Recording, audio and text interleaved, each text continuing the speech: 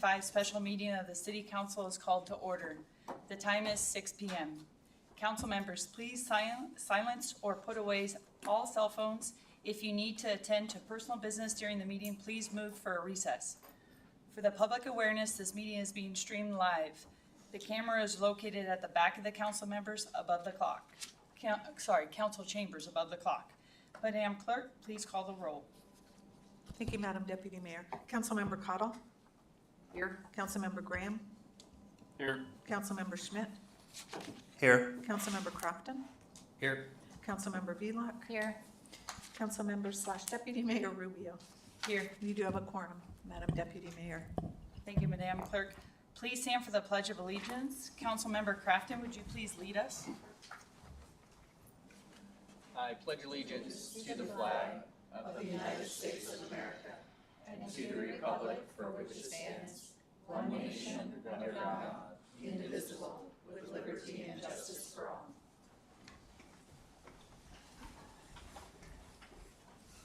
The next item of business is the approval of the agenda. Are there any proposed changes to the agenda?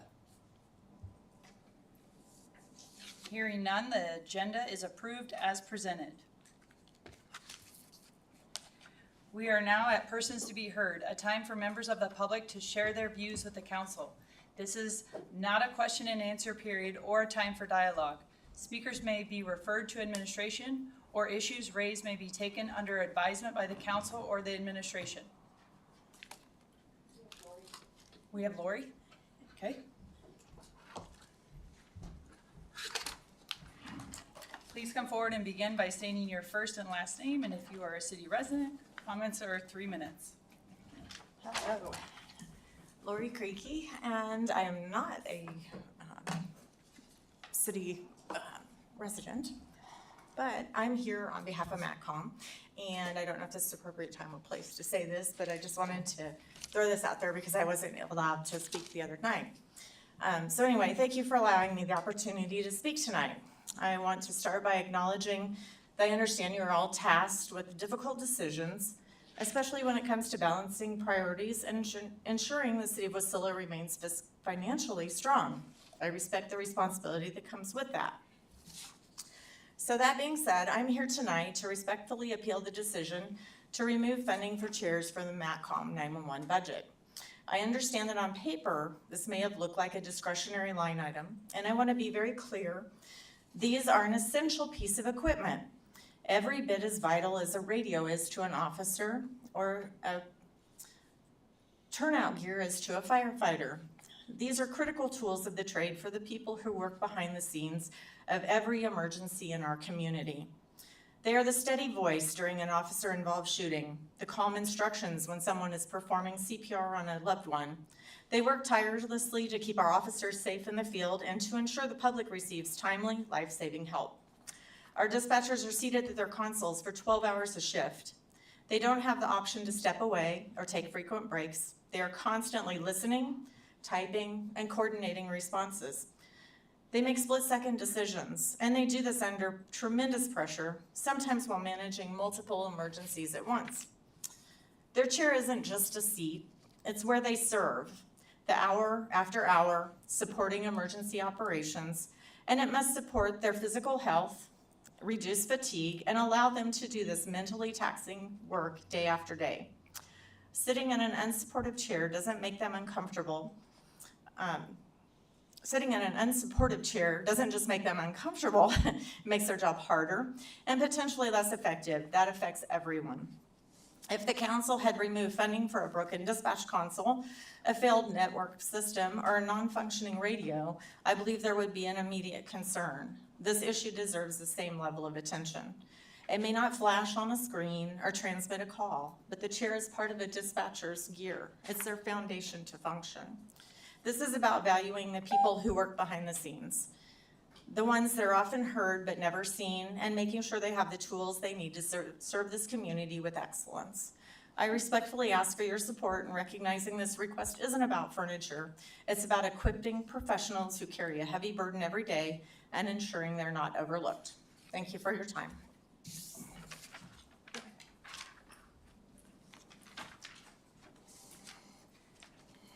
We are now at unfinished business. Madam Clerk, please read the item by title. Thank you. Ordinance serial number 2525, providing for the adoption of the annual budget for fiscal year 2026 and appropriating funds to carry out said budget. Madam Clerk, can you please explain where we are and what our options are at this point? Thank you, Madam Deputy Mayor. So this ordinance was postponed from May 12th. We had numerous amendments that have already been adopted. We have one ordinance that is, or excuse me, one amendment that is pending. It was postponed, and you'll find that on your green sheet of paper. That's ordinance serial, amendment number 2626. We also have what I refer to as the remaining budget amendments. That's amendments 28 through 34, and you probably have 2 copies of those. If you didn't bring your copy, we handed out extras. And then you have the blue sheet, or the blue stack and the gray stack, which are not numbered.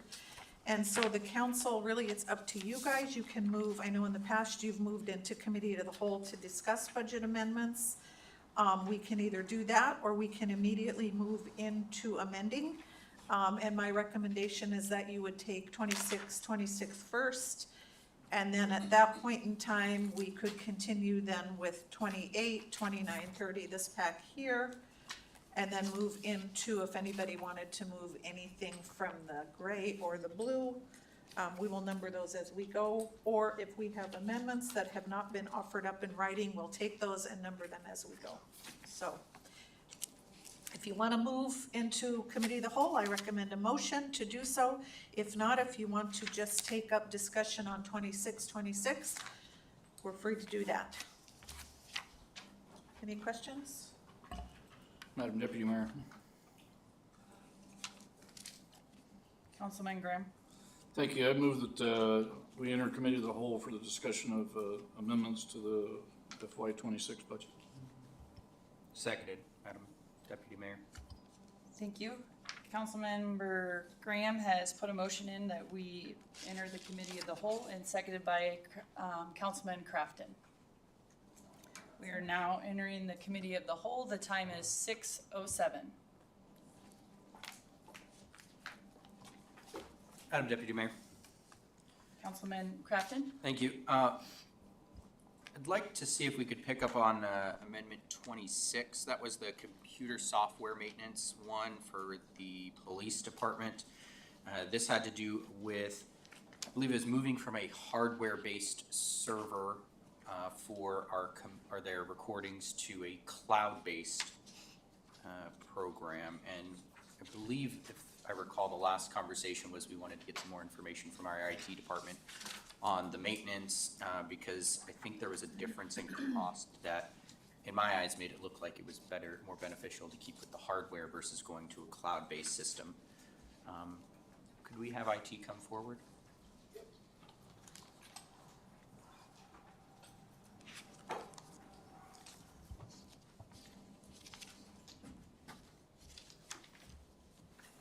Hello.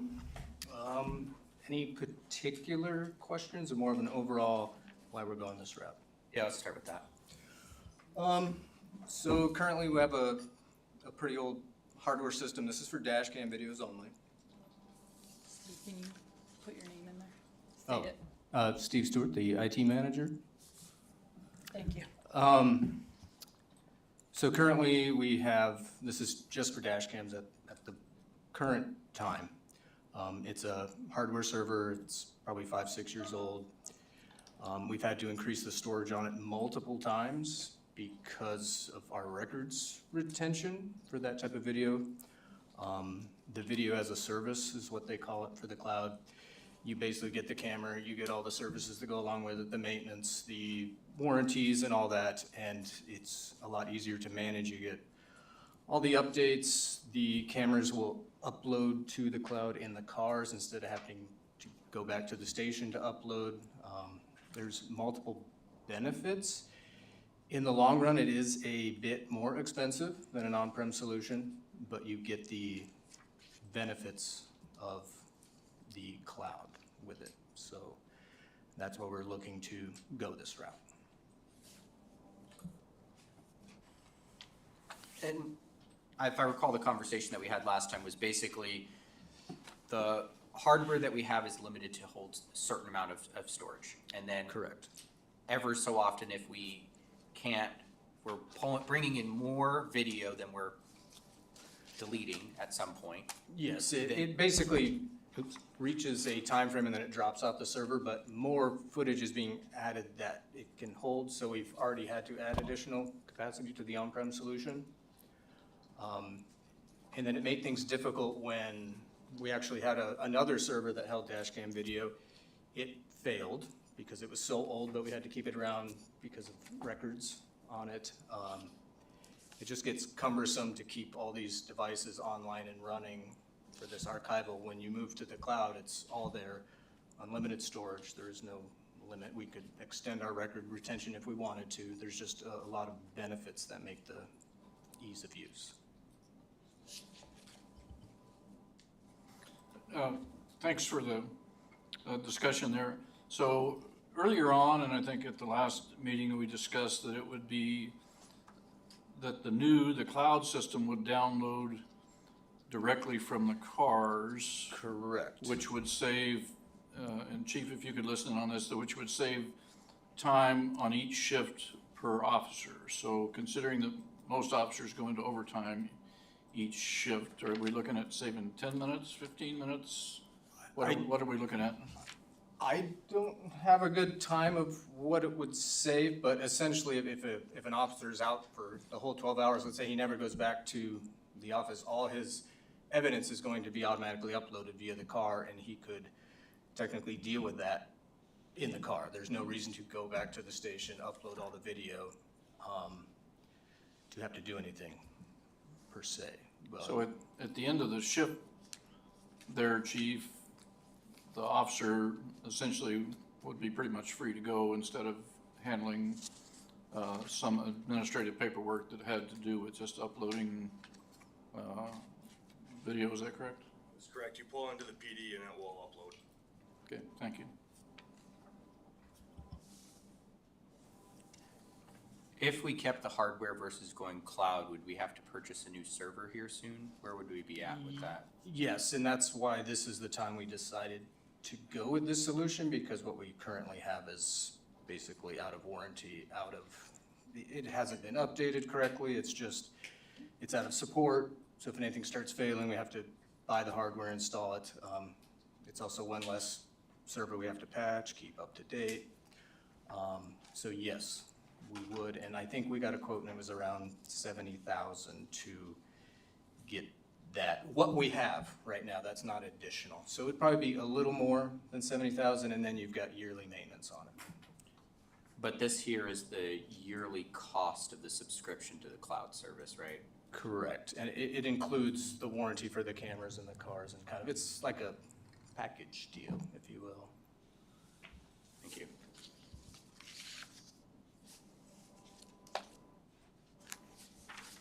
No further questions? Cool, thank you. Thank you. Now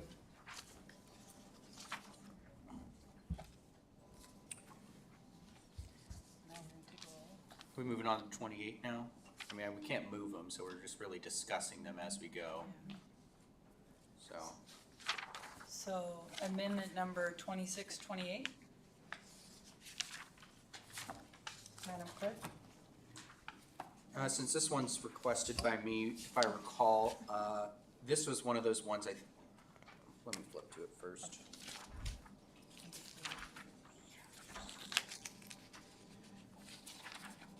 Yeah, this is one where they weren't spending a lot of money out of it, so we just said, hey, we're not gonna add anything to it this year.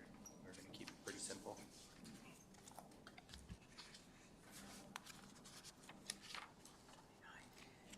'29 in Crafton, Councilman Crafton, that is you too. Yeah. One sec here, I'm making notes. We have no time.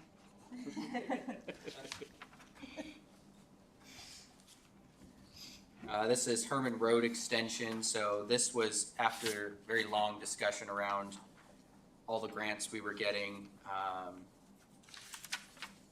I believe if I'm correct here, or we've discussed so much, the grant funding is going to cover this one, and I believe there was a couple others in here as well that are gonna be covered under grant funding instead of us funding them out of our own accounts at this time, essentially. Through the deputy mayor, so that's not quite accurate. So we have a grant funding that's getting us started, but if you look at the way we've broken down the CIPs for the water projects, we're anticipating an all-in construction without contingency, without construction administration of 6.6 million for the full package, basically. So the water main extension, adding the well, having a 1 million gallon reservoir, and the pump house. And so we phased it because we. Eric, can you help me out? Sorry. Sure. What page are you on? Yeah, let me see real quick. 65. 265. Thank you, just for the record. The page numbers are right here in the middle for council, if you wanna know where we're at. Just want to know for the record. Thank you. I was looking at, 264. So you'll see that this year's request was 1.25 million for the, I'm sorry, are we talking about water tower or are we on Water main extension. water main extension? Okay, I'm On looking at the wrong one. 265. Right, so, the borough ARPA monies, which are going to the water interconnect, which we've moved back to Herman because we're focusing on our infrastructure first, will get us going on the water main, but we have to get that installed before DOT finishes Herman Road, because there'll be a exclusion time period after that.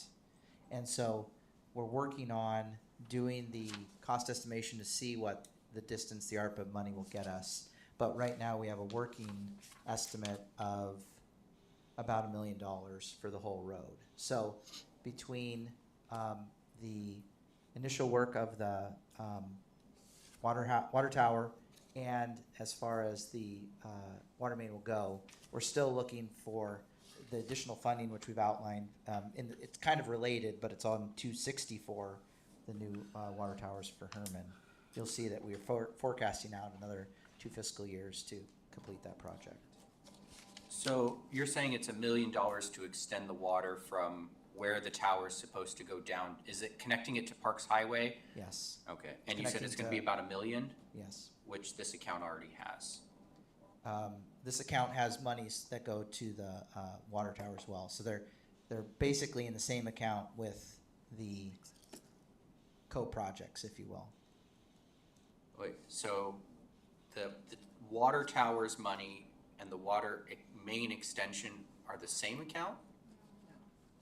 Or they're two separate ones? Cause I'm seeing there's $3 million, 2 in one account and 1 in the other. 2 in the water towers, and then what is the other account you're looking at?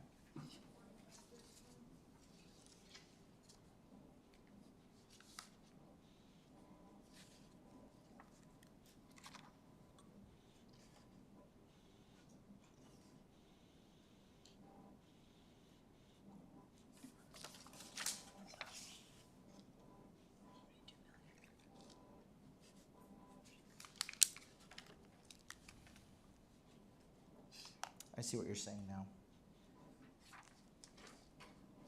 Yeah, so it does look like that's correct on the 540,000. So we were removing it because we already had the $1 million to go towards that project for the water main extension specifically. Right. Okay. Yeah. So that's why we're removing it, is because we didn't need any at this time. Correct. Thank you. So Eric, as long as you got the microphone there. The previous discussion on this page 265, the 2 CIP things here, you had said that it would be okay to decrease that, the Herman Road water main extension, to $120,000 this year. And what you just said doesn't match up with that. At a previous meeting, we talked about Yes. that? Okay. Yeah, my notes are failing me at this moment. What my we've notes say done, here. what we've done since the last meeting was we've had time to progress through that design. Yeah, I just want to make sure that the numbers you're saying are the Most up to date? most up to date, correct? Yeah, correct. Okay. So you're looking to keep it at 540,000? Well, Mr. Crafton has a great point about how these funds are divided. So, between the ARPA funds with the work in the roadway and the existing funds, I don't think that there's a funding shortfall for the main extension. We do need to keep talking about funding for the water tower and the pump station. That's a more expensive project, but that isn't in the critical path, if you will, because of the road project. That's on property that we own, so we can talk about scheduling and phasing on that. So 29 would be, So yes or no, you want to leave it at 540? I have the funding that I need with removing the 540 Okay, as thank we you. talk more about the Herman Road water tower.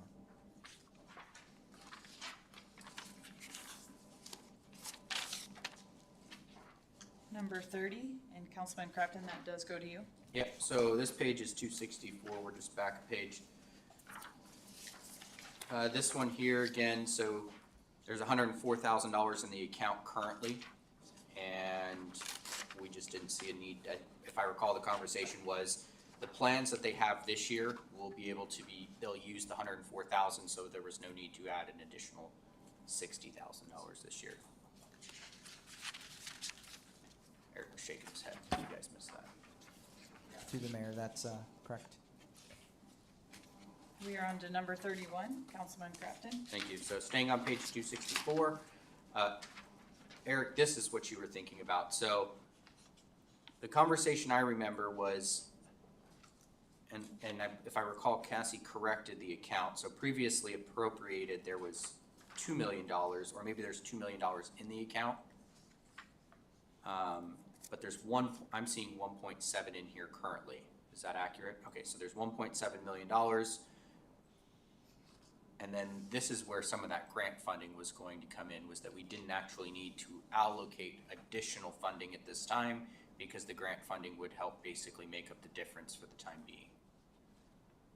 And so we weren't going to appropriate more money towards this at this time. So through the deputy mayor, the schedule is of course that the immediate need is to get the system started through Herman Road. We have the capacity at the in Sun Mountain, but we need to get back up to that property and start the water tower and the well. And so the working estimate for the well, the reservoir, and the pump house associated with it is about 5.6 million.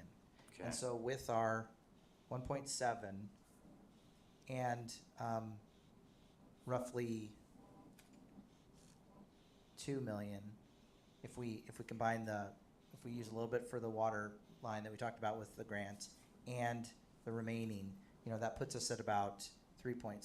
So there is still about what the request is to get us to construction. So I think at this time we keep going with design and come back to the council with the final funding request and the deadline or the timeline to construction so that we can get that built and have the safety and redundancy.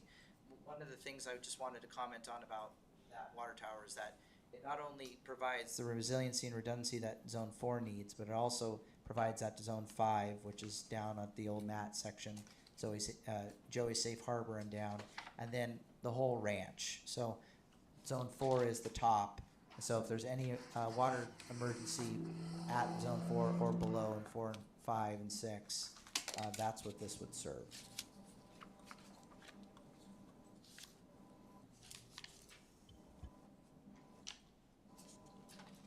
I'm trying to remember how much money we had total from it, because now I forgot I did not bring the piece of paper that had it. I took it out of my bag today, because we had something that I believe Councilmember Rubio had requested at one point when we were talking about the interconnect project, and it listed out all of the funding that we had, and the conversation was all of that funding basically had to go towards the interconnect project. And in there, I cannot remember what the dollar amount was at this time, but it was enough to cover this project because we could use it for that. Through the chair, Councilmember Kraft and I have all of the handouts in a different file if you want to come back with me to the office, if we want to take a recess, or Ms. Olin.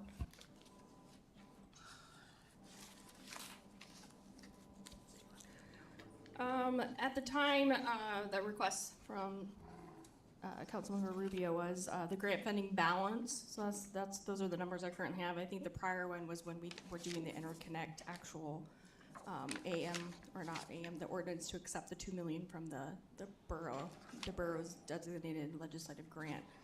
At that point in time, there is, so we have $9.8 million, including that 2 million.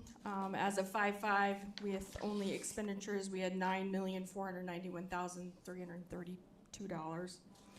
As of 5/5, with expenditures and encumbrances, and those encumbrances are purchase orders from RFPs that have already gone out and that have been awarded, there was a remaining balance of $5,547,934.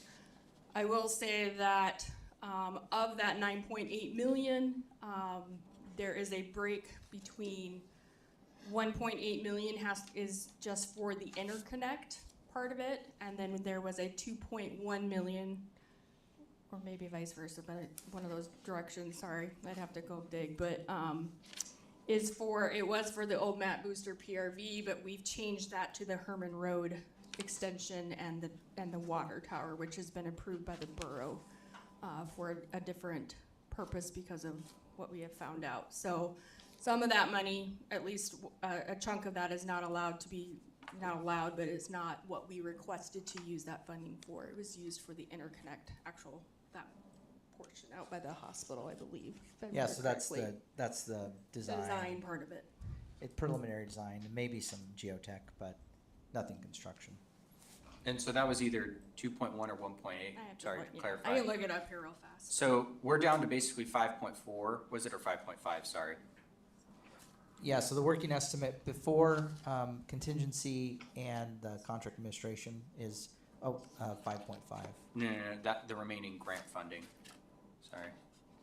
You said 5. It's 5.5, but that does include the money that is associated with that interconnect, so. But that's only either 2.1 or 1.8? Yeah. Okay, and then where'd the other $4 million go? You said that's been. So we have, look here.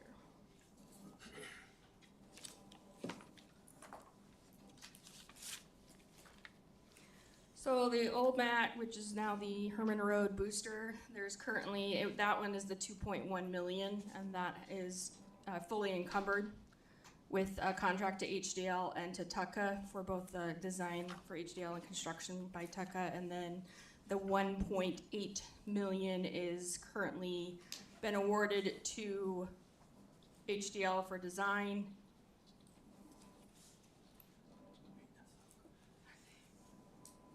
And I think that also included.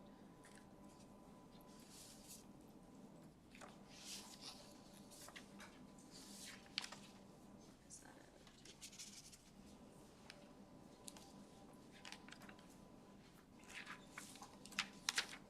That's 3.9 million, and then there's roughly another 280,000 that was on, that's where that difference is on the new water towers, which is actually part of the CIP projects, which is the local funding, our funding.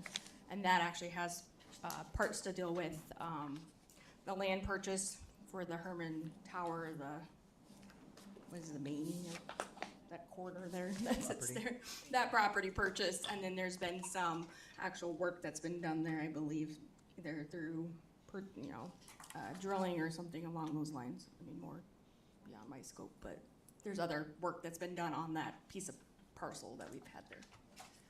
So we have 5.5 unencumbered right now, but of that 1.8 has to go specifically to the interconnect. Correct. So that brings us to 3.7. 3.7 million remaining, correct? we're at 5.5 and we take back away 1.8, it's 3.7. And then you have 1.7 in here already.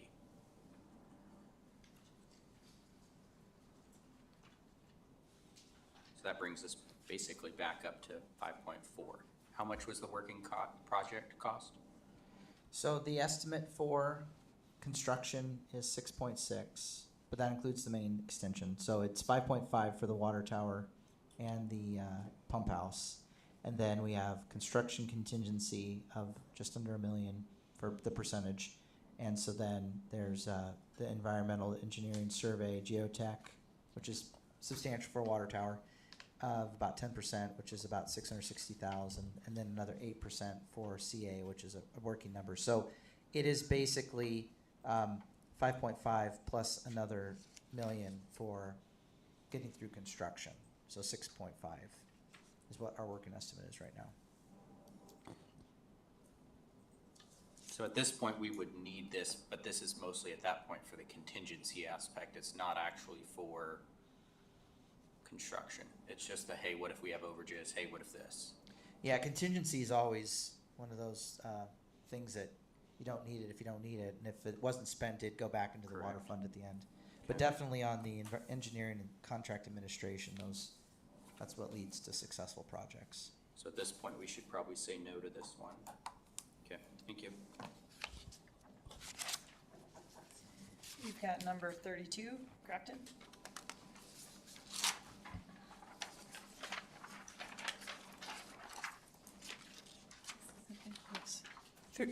Through the chair to the council, as a reminder, if there's something you're not interested in, instead of voting it down, my suggestion is just don't move it, and we can renumber.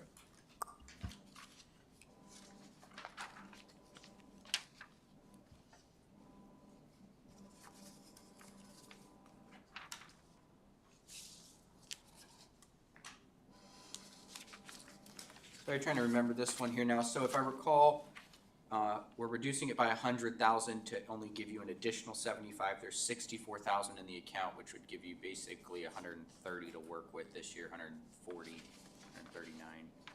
And that would get you what you need to do this year for this. Yeah, we had discussed about the capacity of some of the work that is through this project. And I think, what I recall, it's been a couple meetings, but I know, right? we're also talking about when does it go from operations into CIP? That's still a little gray. But we definitely are on an uptick with sewer emergencies. Okay. So $139,000 should get you what you need to do this year. I think so. Okay.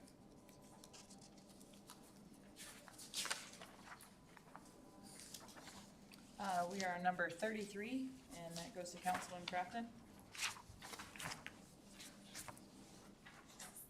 Scott is out, but I could do my best Scott impersonation. I know, right? So this one here, we had a long conversation around a few different things. And part of the big reason why I wanted to remove this was because of the feasibility study. I didn't want to do any major upgrades to the Menard Center until that feasibility study was done. And so I remember Ms. Cottle had put forward an amendment saying, hey, we have all these other projects, so let's undo the feasibility study. And I was like, let's do it the other way around. Let's do the feasibility study and not do the projects this year so that we can determine what we really do need to do. I understand that this is something that it probably would be nice, but I think we could get by another year with having not this. Because we have, basically this is just replacing those big blue pieces of foam that they use to put on the ice so that when the ice is there, instead of having to melt it and remove everything, they just put it down. They can utilize the ice rink and then take it back off and keep using the ice for hockey, that type of stuff. So again, because we're doing the feasibility study, I really think we should hold off on any major projects to the Menard Center at this time. Madam Deputy. So I do, in the gray packet, I do have an amendment that I put in there because when Scott did talk to us, he talked about wanting to replace the turf. And if you look, it's easier to go from the back, second page in. And so technically, yes, we're not wanting to do the ice surface covering, but the turf, I mean, talking with Scott, and you remember the conversation. I remember it, I just think, what if we decide that we wanna expand the Menard Center and put in a bigger turf? Now we're replacing the turf when they want, cause it's not a full-size soccer field, and I think, I remember talking to Scott, myself about it, and he was saying there's even a chance that we go to a bigger soccer field, and then we put in at that time, we replaced the turf and put in a bigger sized one instead of just replacing it right now. To me, again, I'm on the side of, let's wait one more year, get some answers from the feasibility study, and then we can start tackling some of these projects. I'm on the other side of this one. That turf is super old, and if you know anything about the turf, it does cause cancer, and if my kids were there, oh wait, they're not there for that reason. So I don't want other children in our community with black faces. I think VLOC even said it with her grandkids. I am in support of this for the turf, and so yes, you know, one would say looking to move the money. Yes, we're gonna spend the $325 on turf this year. I feel like that's what I would like to do. Madam Deputy Mayor. Councilman Graham? Thank you. If I could weigh in here on proposed amendment 33, which is not purchasing the ice surface covering system. I disagree, actually with both of you on this, because a feasibility study is not going to come back and say we need to get rid of the ice. That is never going to happen. You know, it's the Curtis Menard Multi-Use Sports Center. And the real multi-use part of it is based on the ice. That's why it was built, because we needed another sheet of ice in the valley, and that's what we did. And the fact that we're able to cover that up and use it for other events makes it that multi-use sports center that the voters voted for, and that the vision was, you know, many years ago, 20 years ago, to do that. So I'm in favor of keeping the ice surface covering system. Boy, that's a mouthful. I'm in favor of keeping that, and if the feasibility study comes through and says we need a bigger soccer field, well, then we've got, you know, this brand new turf that we're ripping out, which is a totally different discussion, which we'll have later when we look at the gray stuff here. But for now, I mean, the ice is always going to be there. The need is always going to be there. It's a full-size ice rink. It's used heavily. It is the main producer of revenue for the sports center, and I think that this ice surface covering system is needed. Thank you.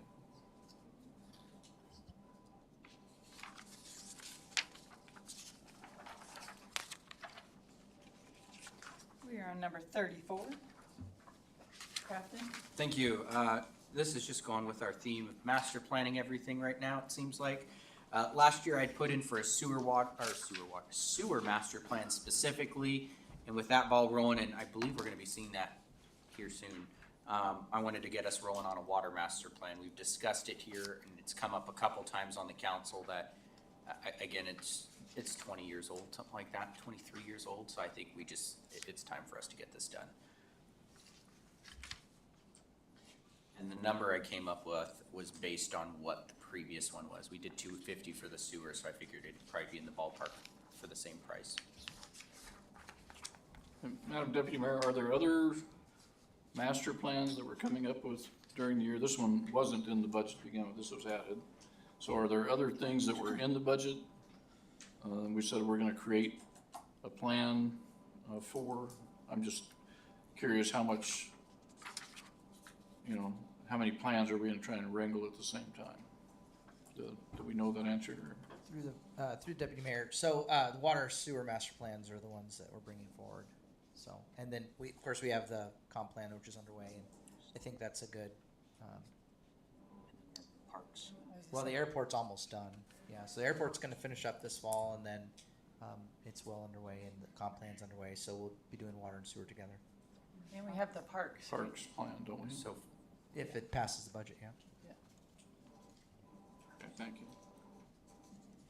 that's 5, parks, comp, water, sewer, and then airport technically, but it's basically done at this point, so 5 to answer your questions too.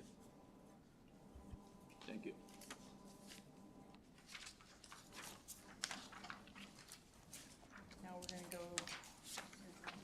The gray packet?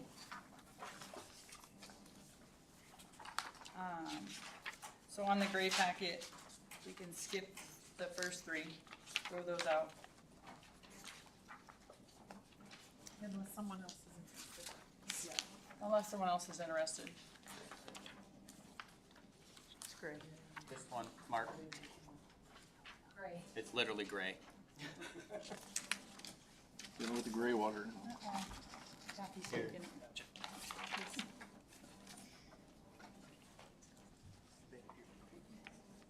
Well, I was sitting here, so I thought that one was mine. So then I take the next number, correct, Madam Clerk? Yep. So we go 34, we're at 36, or we? We haven't moved We haven't yet moved. number. And I apologize, I should have numbered these. Okay. I apologize. But I should just go with Goes 36, suppose 36? We haven't- We're on road grader, how about Road we call grader. it by Thank the- you, that's what I Road thought to grader. ask. Works. Okay, 249.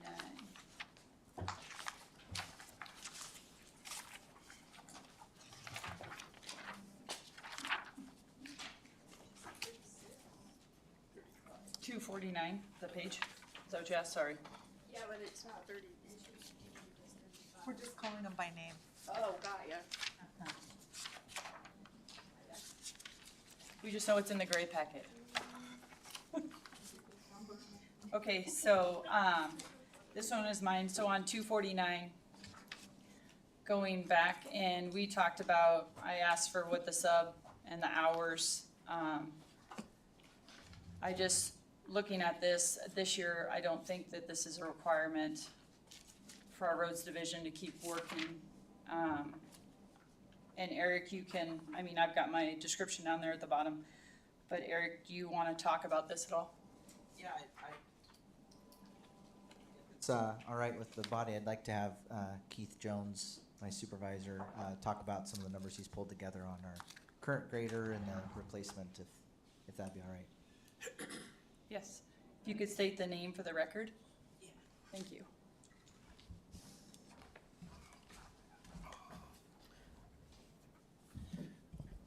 My name is Keith Jones. I'm the maintenance supervisor for the roads and the airport. You guys have some specific questions, or you just want me to run down what we have with the hours they have? I was able to find out the idle time on 2 of the machines, so I have some information I can provide council to help you guys make a decision on this. So I'll start off with a brief description of our equipment. Right now we have 4 graders, a 2021 Cat 140 grader. It was ordered in 2001, put into service in 2022. It currently has 1,417 hours on it with 103.15 hours of idle time. Total hours minus idle time gives us a run time of 13.85 over 3 years. So we're averaging with this machine 437.95 hours per year with idle time at 7.27%. Next machine is our 2016 John Deere grader. Ordered in 16, put into service in 17, total hours 3289. We do not have the John Deere portal, and I could not get with Craig Taylor to get the idle time off of it because I'd have to run it down and plug it into their computer. But over 8 years, 3289 hours for an average of 411.25 with no idle time subtracted. I would imagine with idle time, we're gonna be around 380 per year, 390. Next machine is our 2011 Cat M2 grader, put into service in 2012. Total hours 6265, 797 hours idle time. Gives us a total run time of 5468 over 13 years. Gives us 390.57 hours per year with idle time at 12.7%. Last machine is our 1997 Champion 730 grader. I don't have a lot of information on this except for what I remember. I started here in 2001. We got this machine used in 2002 or 2003. If I remember correctly, it had about 1,700 hours on it. Right now it has a total of 8233. It was moved to a backup role in 2021, and I estimate since then it's only had a couple hundred hours put on it. So I take all that, I did the math, broke it down, comes out to about 351 estimated hours per year when it was a primary grader. So I think it's, based on what I've come up with, I think we run about 400 hours per year per grader. At $160 an hour, it's $64,000 per year. If we were to contract that out, recoup cost would be 6.25 years. One thing I want to talk about is the idle time. So the idle time is the equipment run time but not working, so when it's sitting there. Industry standard is 30 to 50%, depending on what source you believe. If you consider an 8-hour day, our union employees, 8-hour day, they take the grader out, they stop for a 15-minute break, which is fine, 30-minute unpaid lunch, which is fine, and then another 15-minute break. They have an hour of idle time, which is totally fine. It's authorized. And I don't think it's excessive for our operators to keep the machines running when they stop, especially during the winter. So idle time of a person going out for a day would be about 11.76%. That's if they're stopping, taking their union breaks, taking their union lunch. That's what they come up with authorized stop time. That's not stopping to use the bathroom. It's not stopping to talk to their boss when they come by. So what we have are some phenomenal numbers. With the idle time, we have 7.2%. So this guy, when he takes that grader out, he's stopping for 30 minutes every 8.5 hours. Use the bathroom to whatever it is. And then the M2, the 2011, it's also stopping just about what you would expect it to, which, like I said, per the industry standard, that's really, really good. So we're really working hard to do this, and having another grader would allow us to get rid of the 730, move the 2011 into the backup role, and continue doing what we're doing. So, is there any other questions concerning that you have for me? Deputy Mayor? Yeah, I have a question for you. So we know probably economically, it would probably be better to buy our own road grader. I mean, looking at per hour, if we subbed it out. Can you talk about maybe the convenience or inconvenience of contracting this out? I mean, I'm a lay person, I don't know a lot about it. Okay. So if you needed, if you didn't get this road grader, but you needed the work of this road grader, and so you contracted out, I mean, what are the chances of that contractor being there when you need him? Does he have to be scheduled like Well, a week in advance, or do you It meet depends. with them and you have to bid it, or? No, we have a city contractor, and over the course of my 24 years working for the city, we've had 3 contractors while I've been here, 3 different ones. We're very fortunate right now with the one we have. They do everything they can try to help us out, but we're not guaranteed to keep them forever. We've had a contractor to where I had to follow up on them multiple times, every time, to make sure they got the job done. So it all depends. You know, I can't give you an accurate answer on that. You know, it depends on the contractor and the accountability that my supervisor will allow me to have with them. So right now, with what we're doing, this is to keep us doing what we're doing. The 2011 grader, that's one of our primary graders. Over the past couple years, we've had some, it's had some reliability issues. We had to replace, have the transmission rebuilt, which I think was about $50,000. I think 3 years ago, the ARD head, which is part of the regenerative system to clean out all the particles and make it clean air, clean exhaust, went out. I think that was about a $10,000 repair. We've had some stuff come up with it. And it's just, it's getting fatigued. I think if we let it go now at surplus, we're gonna get a fair price out of it. The longer we hold on to it, the more money we lose when we sell it. and the more expensive these machines are gonna get. We had 400,000, I think, budgeted. I talked with Steve Fisher from NC Machinery today, and that's about what it's gonna take to get one up here. In 2021, we got the Caterpillar 140 grader, signed, sealed, delivered with everything for $274,000. So it's a substantial increase in the price of the machine. So, and I don't think it's gonna go down any, so. But to answer your question, right now the contractor does about, I would estimate 40 to 50% of our snow removal, and we do the rest. As things keep growing, if we stay the same size, the amount of work that we rely on the contractor for is only gonna increase. And listening to the council, I think that's the way that you guys are wanting to go. But we do not have a mechanic on staff, so having reliable equipment is pretty important for us being able to accomplish our job.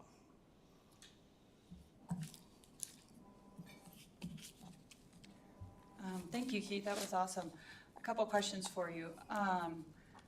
Starting with, we don't have a mechanic, so a lot of our equipment that we do get maintenance-wise, when it runs out of contract is when we get kind of caught in limbo of how to repair it.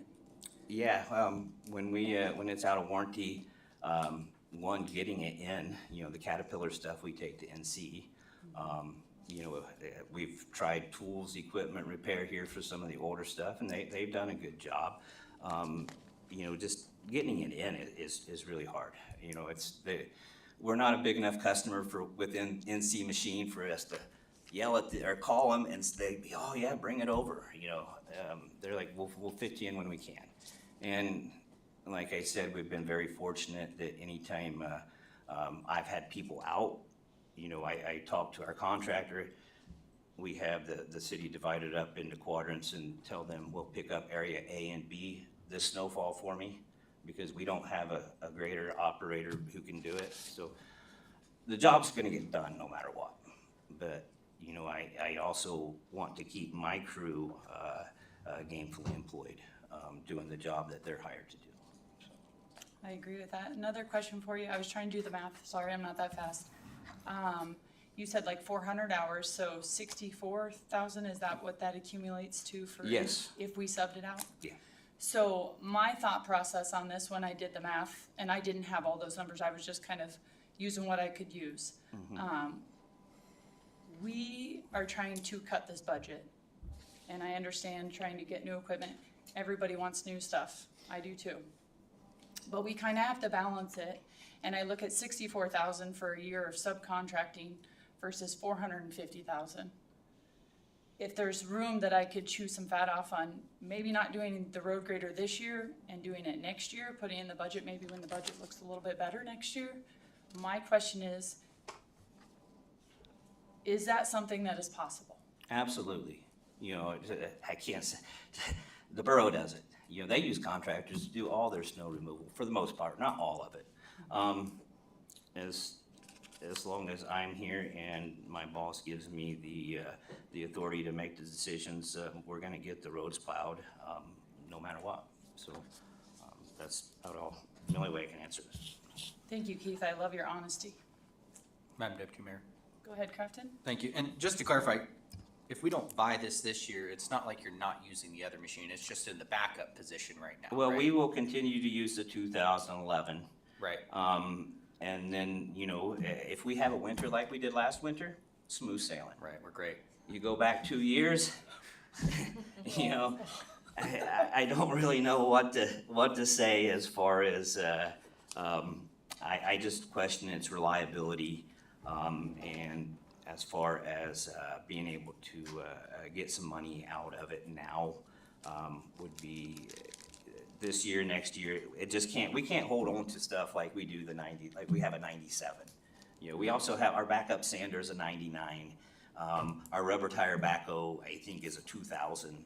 So we have a lot of equipment that's gonna have to be replaced here over the next few years if you want us to maintain the standard and maintain doing what we've been doing the past 5 or 6 years. Thank you. Any more questions for Keith? Thank you, Keith. If any of you guys are interested, I have an extra packet here if you want the hours and all that stuff. Oh, that would be helpful. I'd like to see. Sorry, that. I was I trying. have more, I have more in the vehicle, I can go grab them. I didn't know. As I'll say, our clerks could Our probably clerk make will a copy. copy. Thank you, I appreciate that. I had a lot of chicken scratch. That's got the tech sheets from NC Machinery and all stuff that I talked about. Thank you, appreciate it. Okay, if we flip the page, the next one, back to one of our 5 that we're doing for the comp. So you guys, we had initially talked about earlier just moving that money for the park plan, but I'm looking to remove it because when we talked about it last time, it was roughly enough for that. So that is why that one's in there. Any questions on that? So were we moving the money, and I think both of those things you're talking about were on the same page in the book, where we're gonna move the I'm just- 100,000 to a different? Yes, Councilman Graham, I'm just cutting the Wonderland Park replacement. Okay, And really, we could ask for more information. Eric, I know that some people have said that there's nails popping up and, as Ted shakes his hand and head, I agree that there is, but my question to you is, where are we with that? Eric, is there repairs that are needed for 100,000 this year, or can we wait till we get that master plan? I'd like to defer to Jesse Griffiths, who's our Parks Maintenance Supervisor, about the status of Wonderland Park. Thank you, Jesse. If you could state your name for the record. My name's Jesse Griffiths. Basically, everything as far as that is timing out, as far as the condition. We're doing everything in our power to keep that alive and keep it moving. We had a contractor come in, look at it. They said basically it shouldn't have lasted as long as it has, which kind of tells you that the previous people in my position did a good job and we're maintaining that. We do have things that are coming apart and we need to start looking at replacing that altogether. And so for right now, we're band-aiding everything, trying to keep it alive for you guys to keep it going, but it's having lots of issues, you know. We're getting calls out for different things all the time, nails coming out, screws, different things like that. And we're dealing with those as they come as fast as we can. But the actual, what I heard is that we had basically 5 years, and I think that was almost 4 years ago for that to be timed out. And it's already surpassed what it was supposed to do, according to the people that actually manufactured that product.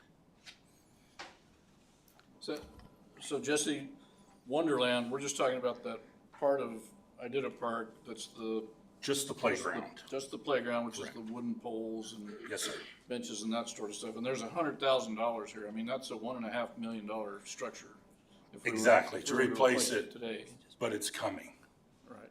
And it's been talked about a lot that we need to start putting away for that. I know there's conversation coming up that there's money gonna be set aside to start doing that. Okay.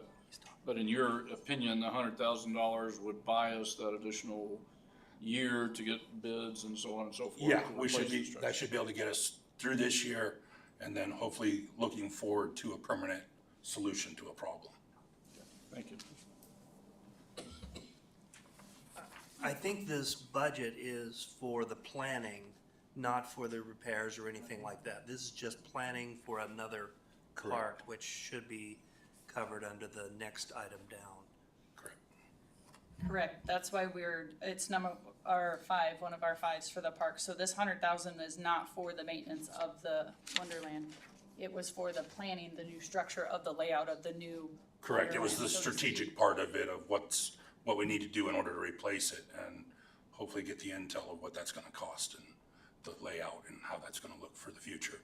And also, you know, a lot of the things also with that, we're gonna have to upgrade that when we do it to meet, special need kids with disabilities. Our park don't match up to that. So that's one of the things as we look into that, we really wanna support those children that have those special needs and stuff and make it ADA compliant and all the things to bring it up into, you know, the modern stage of being done. Because right now, it's been in there so long that all those things aren't in there. But we would like to, you know, see to where different kids with different disabilities and stuff have the opportunity to be able to enjoy just as much as my kids and your kids. And I have a special need kiddo at home, and you know, when he gets to be able to do something, it's pretty awesome, you know. And they have enough battles that they're fighting already, so if you can do something to help bonus and help their life out, I think we're going in the right direction. And I agree, Jesse. And our Parks Master Plan does have all that ADA requirements. And so that is all encompassed in that, and that is part of the parks. So this 100,000 is not into that, so that's why I did pull that. Okay. But I appreciate that. Thank you. Going back to my first comment about having them both on the same page here. So Park or Wonderland is kind of an immediate need, kind of a high priority when it comes to the parks master plan. So if we approve this $100,000, you guys are gonna jump in and get bids and come forward and say, this is what we need to make this happen. As opposed to if we roll it into the Parks and Trails Master Plan, which I think is what we're talking about, and we roll it into the Parks and Trails Master Plan, it might be 3 years before we actually get that master plan and be able to work from there. So I'm a proponent of keeping this where it is so that we show the community that this is, you know, a priority, you know, on the top of the priority list, because I really don't think the council has any other way to show that that's a priority without providing some funding there. And if $100,000 is the wrong amount, I'm not sure, or the right amount, I'm not sure, but I do think that if we have money earmarked specifically for the Wonderland Park replacement, then I think, you know, the administration is going to see this, that needs to happen. And it needs to be a priority as opposed to just being rolled into the Parks and Trails Master Plan, like, you know, which could take a year, could take 3 years to get that done. I don't know. Thank you. I'm gonna reach out to Deputy Administration Crystal Nygaard. Do you know how long the master plan for the parks roughly will take once we put that out, and just to kind of help us? And is the Wonderland inclusive with that? So, I know from doing our SEDS and from our comp plan, it's at least a year. And it could be a little longer because there's probably some seasonality that works into it as well. And I'm not sure, because I have not looked at the Parks Master Plan, but but we can look to see if it includes, Wonderland. Yeah. That's what a master plan is, right? All of our parks. Help me, I'm missing this. We have Nunley Park across the street, disaster. Is it gonna sit for a year? I would think our master plan is a little bit faster, and we're gonna get on top of this once we close the budget. And we can dictate that when we, put it out in an RFP of what our timeline and what our expectation is. That's what we've done for other plans in the past, and it's been very well received. Can't see you, sorry. Go ahead, Crafton. Thank you. So this was part of the big conversation about why I originally wanted to move the 100,000 to the Parks Master Plan, that conversation. Because in here it says, the Parks Master Plan, it says schematic designs for equipment replacement.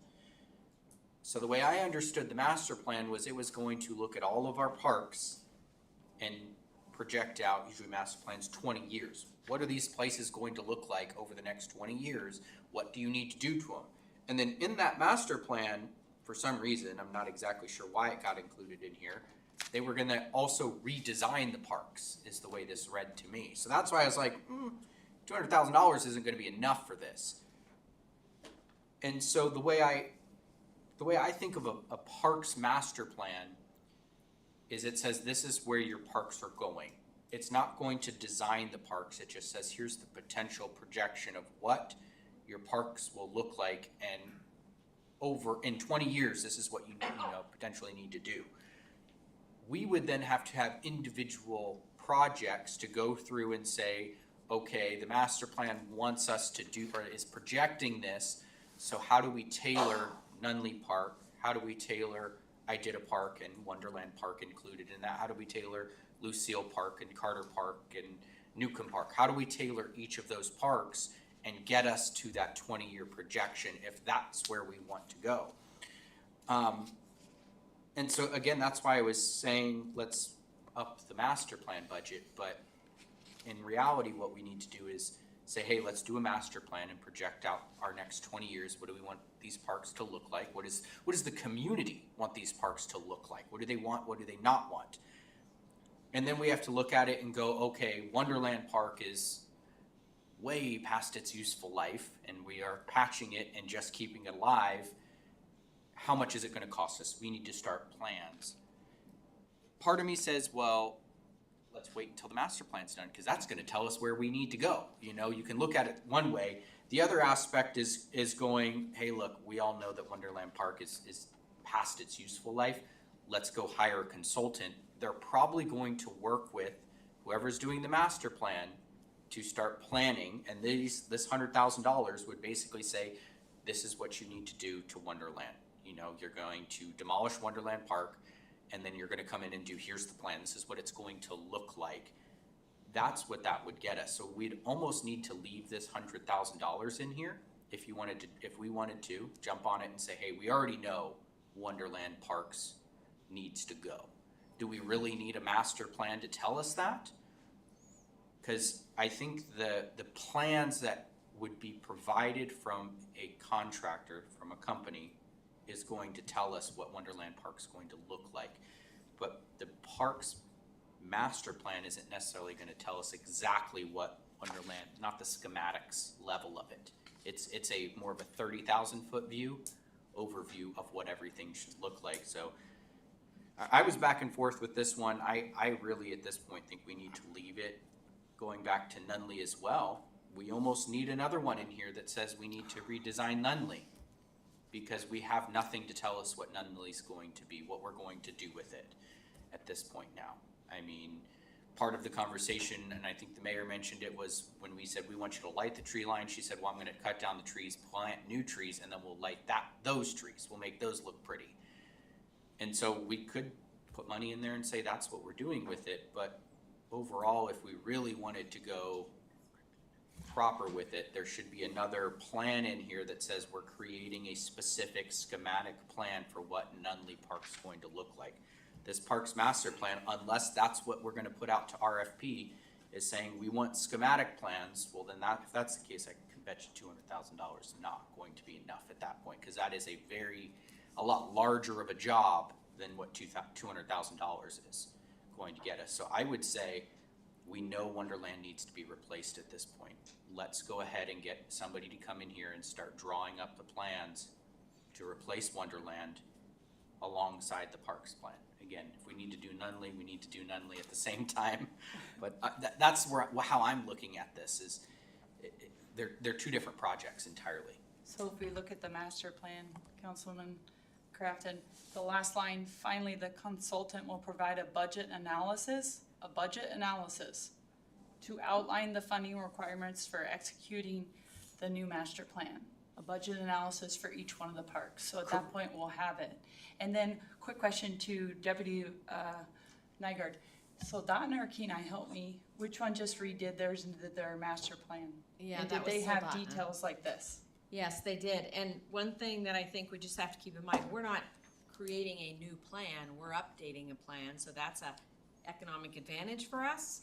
We are also getting real clear about what users we want to attract and what users we want to deflect, and then size the asset or the equipment around that audience, because Director Bell always talks about what events we're gonna do at what parks based on what we have.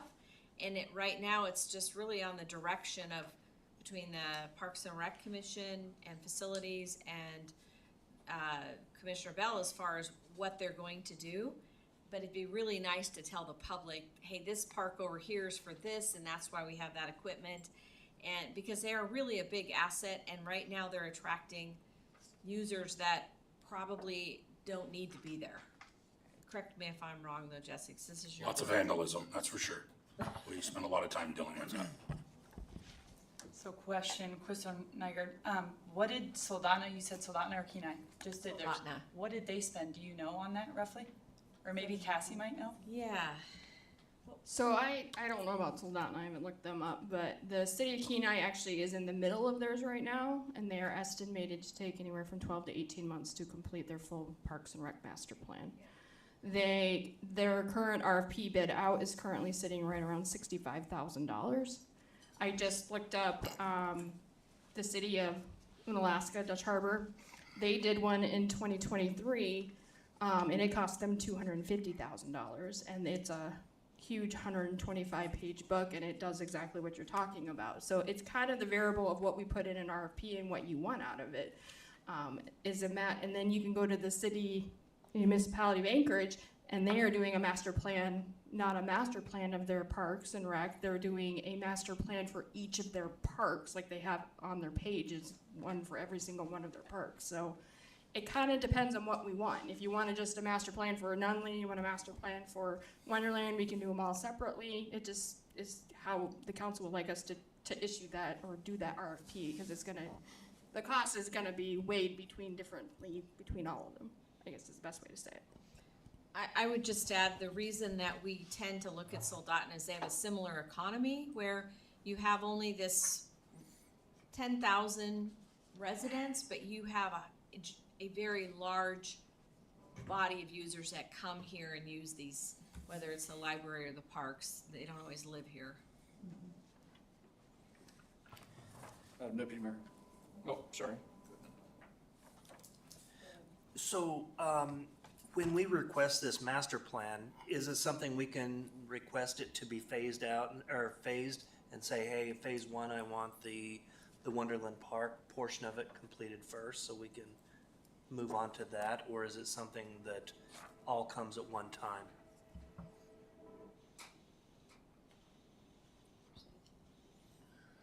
Based upon what I can see in the other two that I'm looking at, the city of Kenai and the city of Dutch Harbor, they all came at once. So the only way that you get them issued separately is to issue them separately, like municipality of Anchorage does. So they issue them like for Russian Jack or whatever they do for each of those parks separately. I think is the only way you can do it, because they're getting stakeholders, they're bringing in everybody for those each, and for the whole city as a whole, not as the neighborhood and kind of things around those parks, I guess is the best way to say it. Deputy Mayor. So I think we're getting confused about master plan versus a plan. A master plan says the city of Wasilla is going to provide the following recreational opportunities through our parks, and this is how we're going to do that. We have these parks, and this park is going to serve families, this park is going to serve toddlers, this park is going to be multi-use, whatever. That's kind of the master plan, says we need parks that do all of these things. And then we have plans for each park. Like Deputy Administrator Nygaard said, we have a parks master plan. Look across the street and tell me it's working. You can't do that, because there was no action in the master plan at all that said anything about Nunley Park in the way that it is now. So we have immediate needs for plans, and we also have a need for a master plan. So much like Mr. Crafton was saying, I mean, we need to have a plan for Nunley Park. I mean, by the end of this summer, we need to be done with Nunley Park. And it sounds to me like at the end of the summer, we need to have a significant plan for the removal and replacement of Wonderland Park. And we say, well, we're doing this, to provide additional services, and we want to make sure it fits into the big master plan and all that sort of stuff. But how many times do we sit here and listen to the mayor say, we're going to get sued over this, we're going to get sued over that, are we going to wait till we get sued and then do what we did for Nunley Park over here, just tear it out and shut it down? That's not a plan. That's lack of a plan. So what this does by keeping this $100,000 where it is, says, for the Wonderland Park, part of Iditarod Park, which is a much huger project, this is what we're going to do, and we're going to do it starting now. The master plan, which may go out 15, 20 years, there is no set replacement date or renewal date on a master plan or on that type of master plan. But when it looks at it, it says, okay, for the next 15 years or whatever the useful life of the structure is that we put out there, this is gonna be the place where we focus on these activities. So we're not competing with the master plan here. We're actually making it easier for the master plan because now they don't have to say, well, we need, $1.5 million structure here and we need, what did we pay for the trailhead? $140,000 or something at Menard Center? It was, and we got a hell of a deal on it. But it was still a bunch of money for a very, very basic thing. And here we've got something that is a hazard. And Jess and his crew do a great job of mitigating that hazard. I assume you're out there, I see trucks over there all the time. I'm assuming they all have screwdrivers with them and that's what they're doing. All have tools. But we need a plan, and then we also need a master plan. So on the page, 252, I think it was, there's Wonderland Park replacement, and then there's Parks Master Plan replacement. So the Wonderland Park replacement is coming up with a plan and executing a plan. The Wonderland, or the Parks Master Plan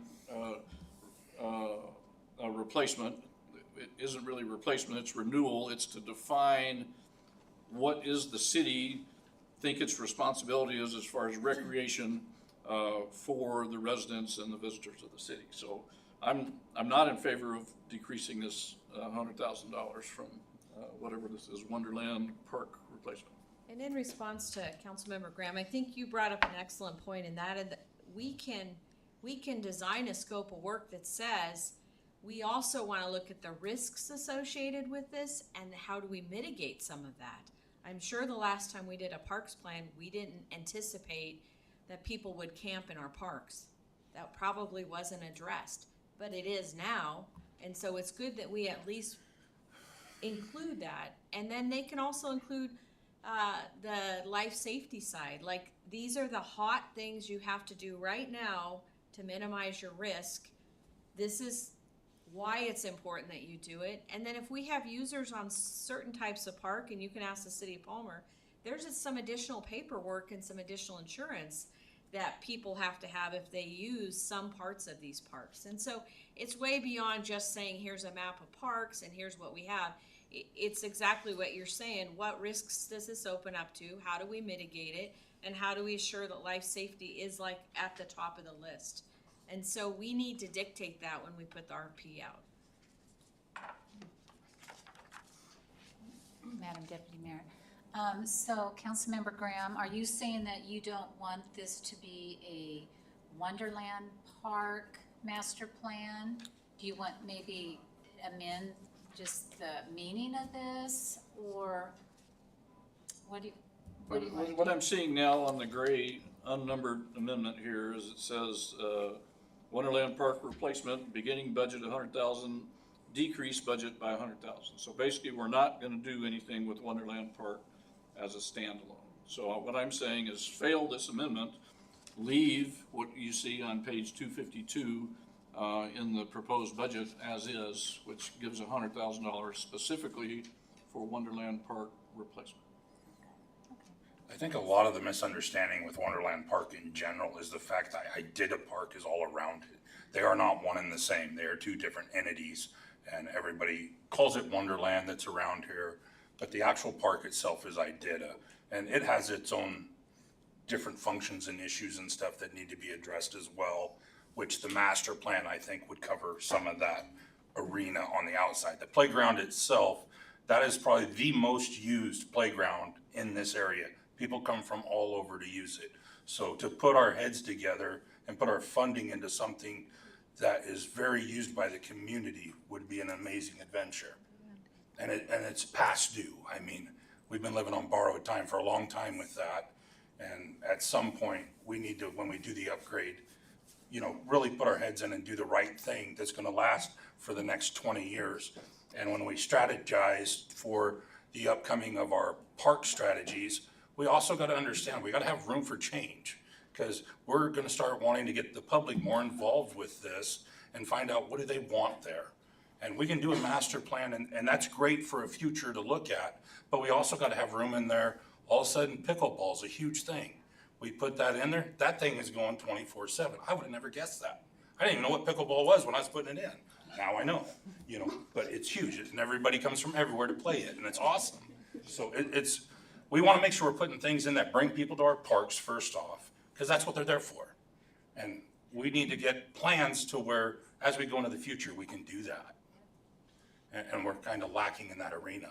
You know, even though we have a master plan, it doesn't really take us, you know, a lot of that stuff has been done, has went by the wayside, so we need to keep doing more and start changing our process and get our public involved.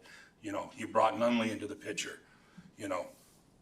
A lot of the ways we've done business hasn't necessarily, it's changing because we're getting a lot more people in here that are changing it. You guys come in here are gonna change this, and it's great, we don't mind the change, we wanna be a part of it. And I need your help to do that. Nunley, we probably won't even get that installed till next year because of the freight time and all that stuff. Those are all things that aren't, you know, people don't adequate for what that really takes. And the cost, I mean, half of the playground cost goes into just the shipping. It's amazing. And like you said, out there at the trailhead, I was a part of all of that from start to finish, picking the playground and all that. And we saved a massive amount of money. And my crew came in, installed it for us. We did it all in-house, which saved us thousands of dollars. And the thing of it is we got twice the playground we originally started with out there. And kids get to play there, and it's enjoyable. And the maintenance on it's very low because it's a modern playground. It's set up for what we need. So we want to definitely be looking at that, as Crystal said, going into the future, that we're planning, you know, don't put in 14-foot tall swings because it's more dangerous. Go in and go a little lower grade that's more usable, but it protects the kids from doing things they shouldn't do. You know, it doesn't give them that opportunity. So this may help. Correct me if I'm wrong. Wonderland is a playground within Idida Park. Correct. So when we talk about the Parks Master Plan, so perhaps changing the project name to Wonderland Playground Replacement. Wonderland Park. Say that again. I just said it's Wonderland Park is what it's called, so I think that's why we're No, calling I it think Wonderland. it's It's Idida actually- But Park. it's a playground, But it's the actually park called is Playground. Idida Park. Because it's Idida Park. but Wonderland, sorry Kathy, I know you want to, what used to be a wooden fence is now the black vinyl fence that's around it. That is, everything inside of that is Wonderland Park. Playground. Which is a playground, Right. which is a playground. Somehow but it's called transferred and Wonderland morphed Park. into Wonderland Park. Right.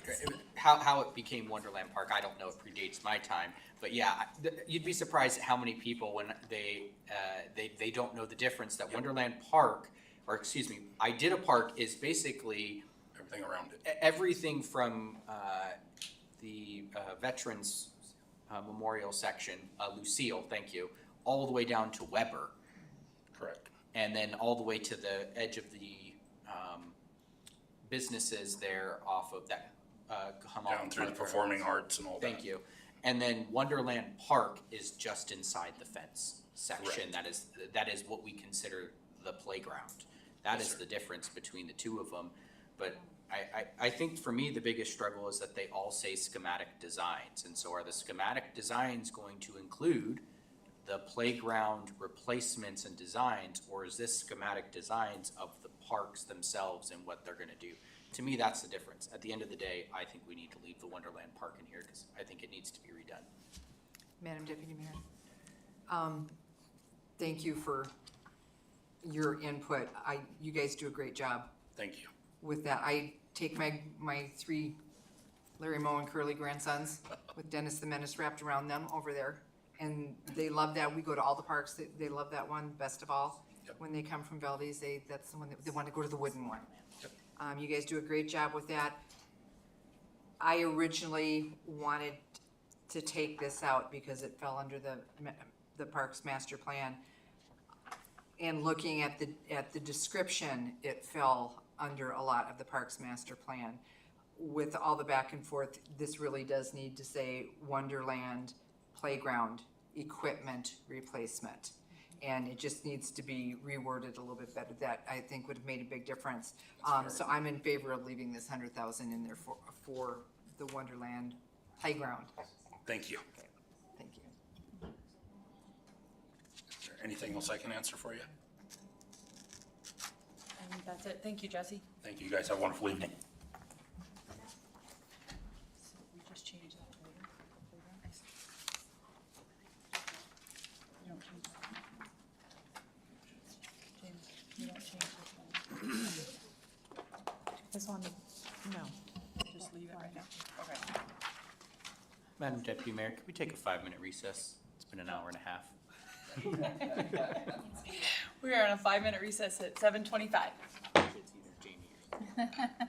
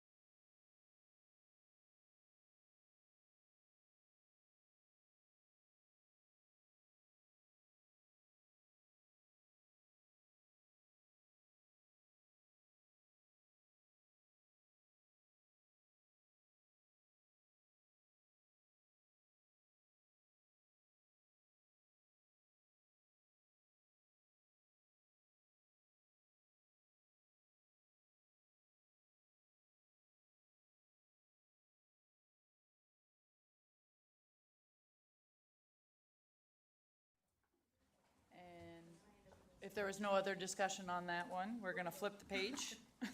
Just making sure. On this one, I just needed some more information, so help me understand this one, Eric. Are we on East Susitna Water Tower? Yeah, so the Yes. East Susitna system is, it's basically the sister version of what we're talking about with the Herman Road, and it's incomplete. And so we've seen developers bounce between options around Home Depot, which is where this serves. All of those businesses around that water tower have to boost their water pressure. We're at the bare minimum for minimum water pressure for state. We have to be very careful with that water level in that tank. And so we've seen property owners and developers not develop around there because of that. And with the gains that we've seen in pressure and capacity with Richmond Hills Booster Station, they've moved back over that direction. And you can see that's where the development is happening, other than Basil Ginger's new building and Lane Dental. It's building slower on that side. This funding request is to pick up where the incomplete project stopped. So that building was designed to have a booster station in it, and so this is to dust off those plans and figure out what it will take to, because they were never designed fully. It was just most pumps fit these manifolds, pumps in at some future date. The other thing that this facility has not going forward is that it has high arsenic. So both wells are good producers, but they exceed the legal limit for arsenic. So there's also that need, which isn't outlined in this, but there's an ongoing need to complete arsenic treatment so that that water can be used. And that adds resiliency and capacity within our water system. Madam Deputy Mayor. Go ahead, Crafton. Thank you. So basically, you'll have $750,000 to spend this year if we kept the 250 in here. There's 500 in the account already. Mm-hmm. And then it looks like you're still wanting to spend another almost $3 million, 2.75. Yeah, so that gets us started with the high pressure main that needs to serve the undeveloped parcels. And so that's showing you that there's a phased approach to getting service out to those undeveloped parcels with the high pressure water. Okay, and then just because you had mentioned it, the arsenic treatment, you got $40,000 in another account. That's on page 278, guys, if you want to see what I'm talking about. Under the water fund, you'll see an arsenic treatment, $40,000. How does that play into this project here? Does that just kind of get thrown in as a lump sum, or are we treating the wells specifically to remove the arsenic, or is it an ongoing treatment that's going to have to get wrapped into this? Yeah, so great question. So the water that's in the tank right now is from the rest of the system. So even if we continue to not treat the arsenic, we would pressurize the water that's coming from Spruce and Bumpus and the rest of the system because they're all connected. The monies for the arsenic treatment were to help us identify the most cost-effective treatment system for long-term operational costs that would allow those two wells that we basically keep offline most of the time because they exceed limits, bring them back in and have treatment on site.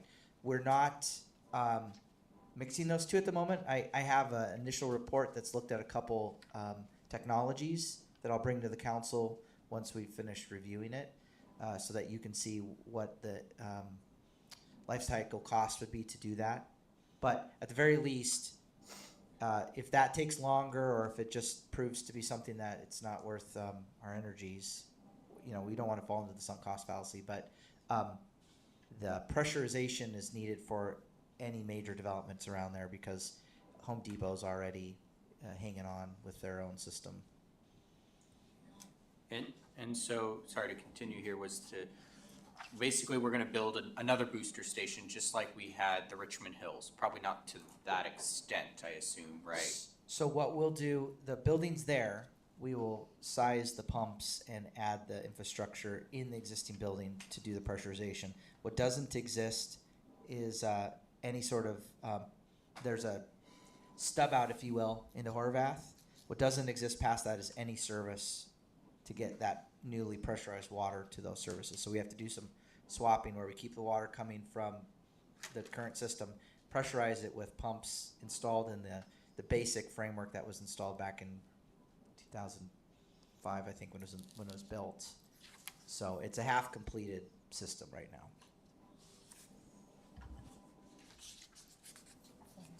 So, Eric, I'm thinking back to when you talked about this arsenic treatment before, and it seems to me you had said that part of the arsenic treatment plan, legally, is to take the arsenic or the water which has higher arsenic levels and mix it with water that has lower arsenic levels so that you have an acceptable level throughout. So when you talk about water treatment, you're not necessarily talking about building a big, huge plant. You're talking about just developing a system, whereas the city as a whole has water that meets DEC requirements. Is that? Well, there are testing points that we have to meet. Actually, I'm not going to answer that directly. I'd like John Becker to step up and talk about what we would have to do to effectively manage the high arsenic.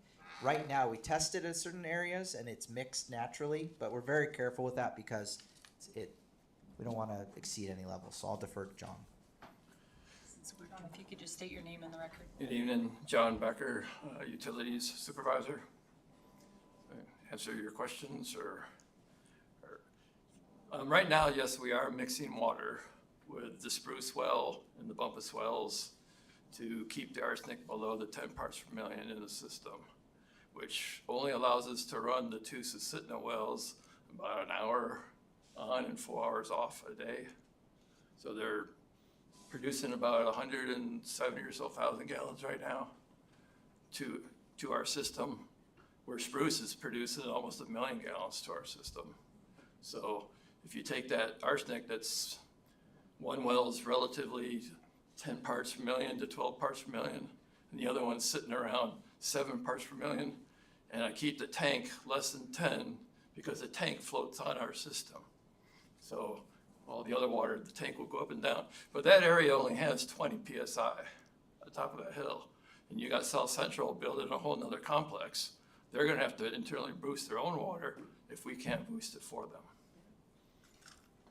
And the arsenic treatment will have to be there on site with some sort of a green sand filter type setup on site to remove the arsenic. So even with the new water tower on Herman, That water will not come back to the city. It's only going east. Okay, thank you.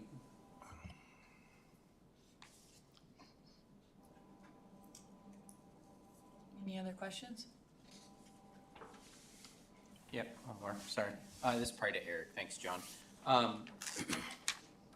The 750, what does that get us this year? Oh, that I couldn't tell you. Yeah, that's what I'm saying, probably to Eric there for you. Back to Eric. He's right in my life. But, That's why, looks like I'm looking at you, trying to I look at mean, we Eric. need a whole new transmission line down Horvath to KGB, loop it around back up Palmer-Wasilla Highway back to the booster station or back to that water tower, and that'll give that whole upper zone 60 PSI to work with. Yeah, so the first steps would be, of course, identifying the completion level of the booster station and identifying the pump package that we need. And one of the things we were successful with Richmond Hills Booster Station was selecting the pump package through a design build, if you will, saying we have, these are our flows, this is what the power supply is, that sort of thing. So we get those pumps designed, and then we can initiate the pumping ability, and then we figure out what properties we're serving first. So there would be an expansion plan basically for the highest bang for our buck as we start to build out the overall infrastructure. Water systems operate the best in loops, and so like John said, there's a T that goes in Horvath, but it just ends, and it's designed to go in both directions. And then so we branch out and we start picking up existing customers and preparing for connections to undeveloped parcels. The forecast that we have in this project with monies each year, it's not the complete build out, it's basically getting us to the highest likely developed parcels and the ones that are already developed, picking up the Home Depots and the rest of the entities that are nearby that have been carrying that load and dealing with low water pressure. So is 750 enough this year? It is for the initial design to get the pump package, right? So we can say what will happen is we set this up, we know what the flow rates will be, and then we we move forward with that same design and we say, this is how far we can get on the next development push, if you will. Thank you. So question to Eric, just so I understood that, this layout right here does not get us forward thinking to more businesses. It just sustains what is new right now with, It would grab up the local, the existing entities, and then it would make high pressure water accessible to the undeveloped parcels closest to the tower. And then we'd have to make decisions on the return on investment to get further away. We do need to find a way to loop back. South Central's on our doorstep, basically. So we've got an eye towards how do we get back over to that side of the PW KGB intersection. It doesn't feel like, but there's a bit of a grade, and we see through our pressure testing on the fire hydrants, we start to get lower and lower and lower as we get to the tank. And so we need to use this is where the interconnect helps. Because we're building that model for our system, we go back and we say, how far does this development need to go? It's really easy to stick the pressure and flow requirements into that model. That is one of the outgrowths of the interconnect project right now. okay, thank you. Any other questions for John? Thank you, John.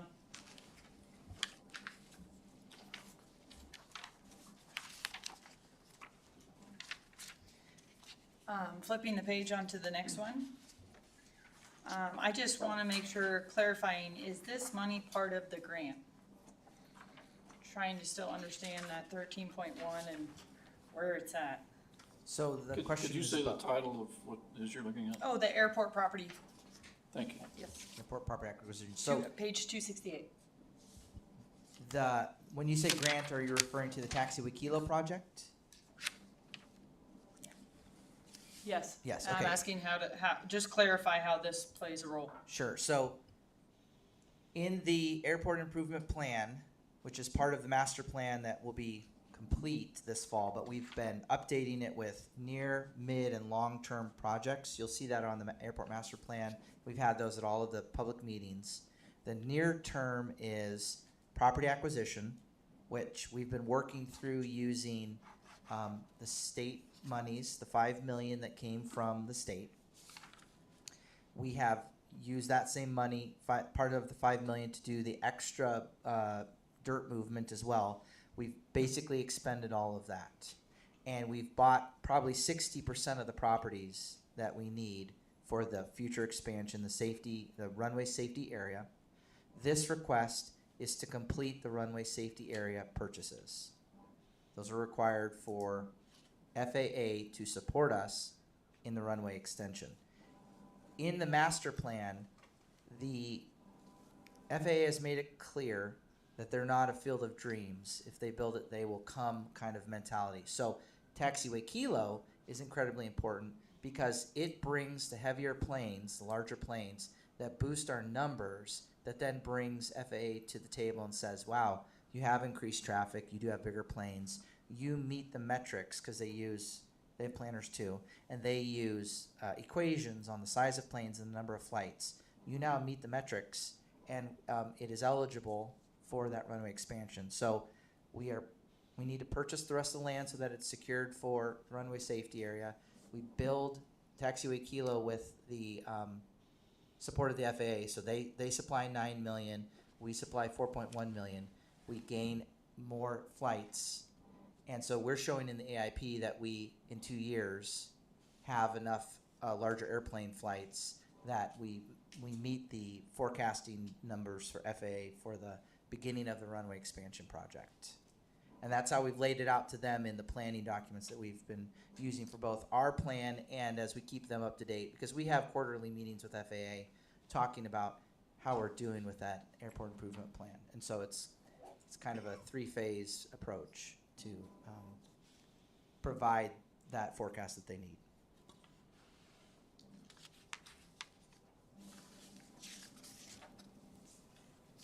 So I'm not sure I understood the answer to Deputy Mayor's question there.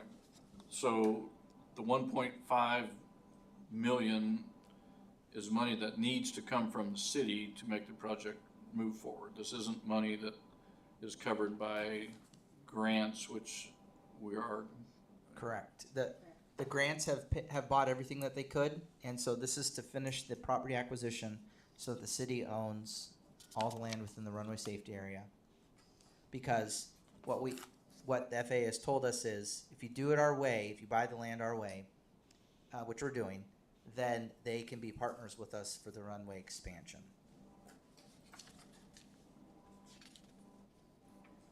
Eric, have we seen that plan? The master plan? Yeah, I mean, we've had 5 public meetings. It's on the website. We Council updated. has seen it? Seen the maps, We've just seen the maps. seen all the maps, We've had HDL present on it. position and stuff. So maybe we can get a copy to the council with the full thing, because we only have the maps. Yeah, and that's what they provide is the maps. But yes, absolutely, I can send you the link and print them out, whatever's more convenient for the council. Awesome, thank you.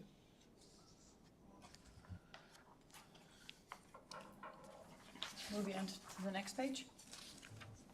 This is the Chairman Rubio, airport. Can I just add something? Yes. I think it's really important to realize that when they did phase 1, the anticipated runway expansion was already in that completed phase 1. And then phase 2 was, okay, how are you going to build it? At that point, they didn't have eligibility for the economic development side. So then FAA did their reauthorization act, which our lobbyist helped us get the language in there. And they said, okay, economic development now is eligible. So if you expand that runway, you have to show us that you're gonna bring in new carriers and larger planes to make it economically feasible. And so now the second phase is looking at the economics of it. And then the implementation plan, and that will be done in September. So phase 1 that is completed is 1 copy, and then we'll have the second copy. But this isn't new to FAA, it's not a surprise to them, because it was in the very initial conversations we had with them. And the other thing, just to make note, we're one of the very few airports in the state that do not have PFAS as an issue. And we've also completed the required environmental assessments and the NEPA, so it accelerates our project.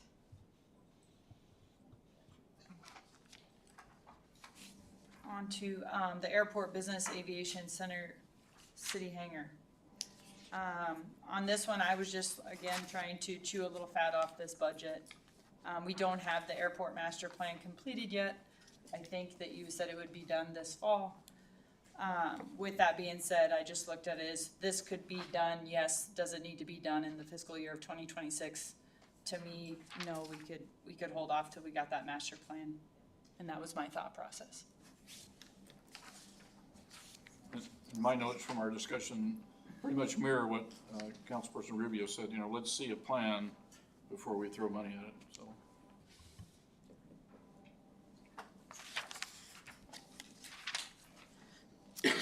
Turning the page, that taxiway K hangar lease lot expansion.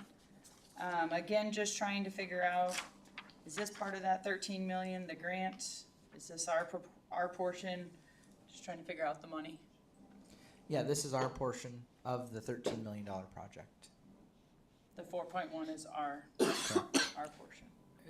Just to clarify here, we're not getting 13 million. We're getting 9 13 million. million minus the 4.1 that we're putting in, basically. Correct.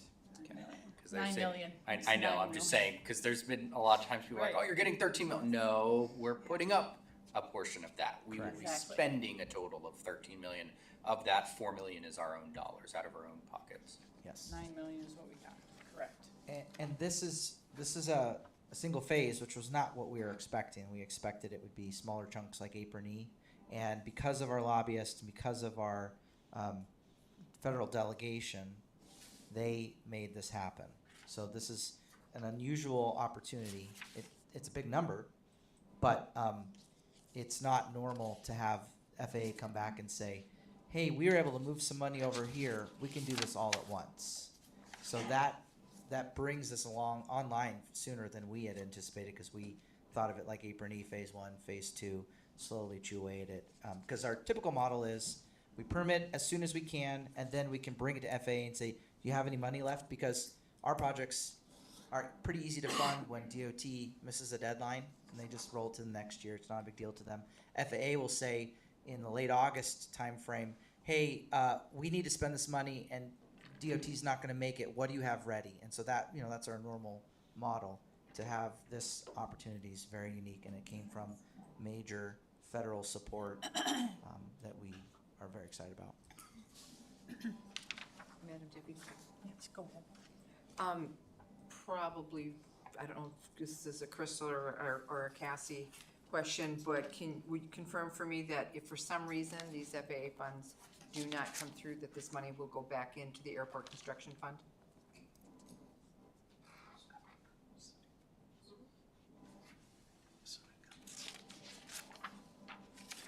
Yeah, it'll go back into fund balance, and then it will be repurposed back into the general fund balance for committed fund balance for capital projects is what will end up happening with it. All right, thank you. Madam Deputy Mayor.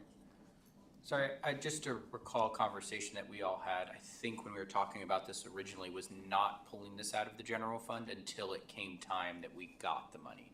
Basically, we're saying, yes, we're going to commit this money to this, but we're leaving it in the general fund because, again, it helps us accrue that much more interest continuously, was I think kind of the intention behind this one, because it's such a large dollar amount. So can I clarify that?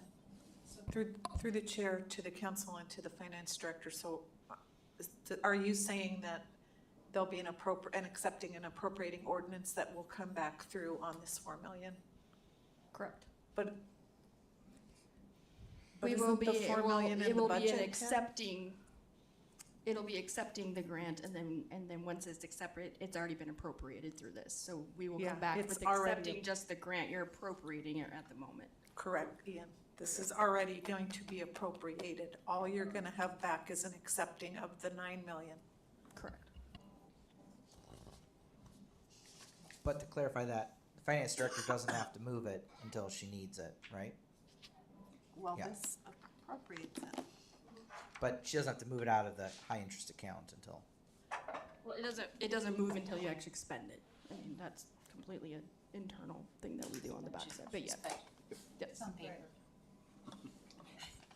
It will continue to grow as long as interest rates stay where they're at.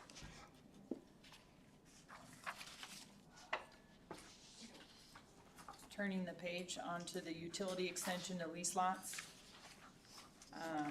Again, always trying to follow the money on this. Is this part of the grant? Yeah, so I can answer this. So this is funding that's not part of the grant. The FAA cordons off what part they are going to pay for. And so their involvement is they'll involve themselves with the access road, and they'll involve themselves with one or two of the utilities. Cannot remember which one it is. I think it's water they'll involve themselves in. Anyway, so then to have a operational facility, we still have some costs associated with it. So there was already a balance of 450. Is that right? No, I'm sorry. I'm looking at your numbers. Just one sec. Balance of It's 415. 415, yeah. Yeah. So and we had moved some monies for property acquisition. So this is to fund the unfederally supported utilities to make this facility rentable and leasable.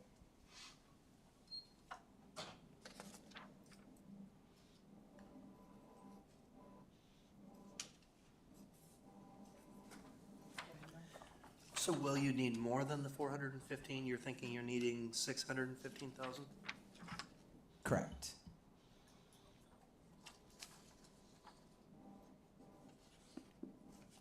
Madam Deputy Mayor. Go So ahead. what would be the future year expenses then? Is this not a one-time where we, because it looks, once we extend it, we've extended it, right?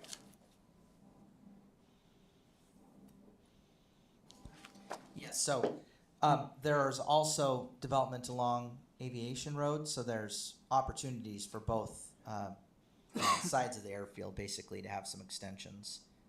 We have the water stops at the airforms facility. And so there's also a plan to, it's in the master plan, but to bring utilities further down aviation. So there's opportunities for expansion on both sides. Okay, thank you.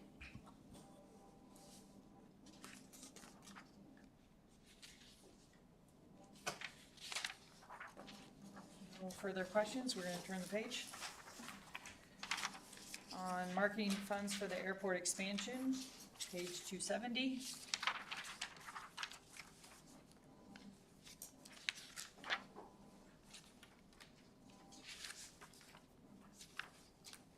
Can we just get some clarification on it?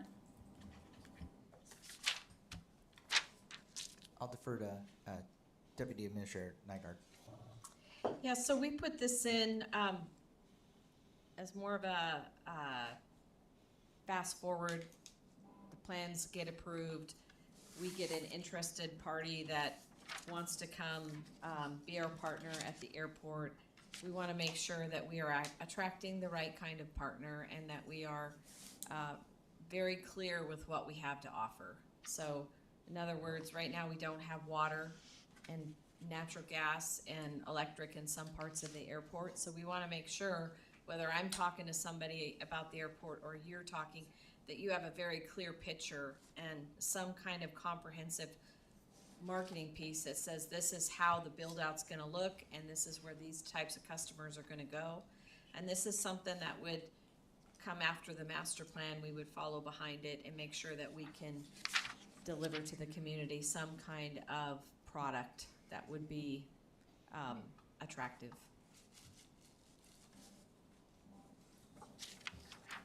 Thank you, Deputy Mayor. So, to build on what Deputy Administrator Nygaard was saying, it's important that no matter what our message is, that they get the same message from Crystal that they get from Eric, that they get from the council, that they get from the mayor.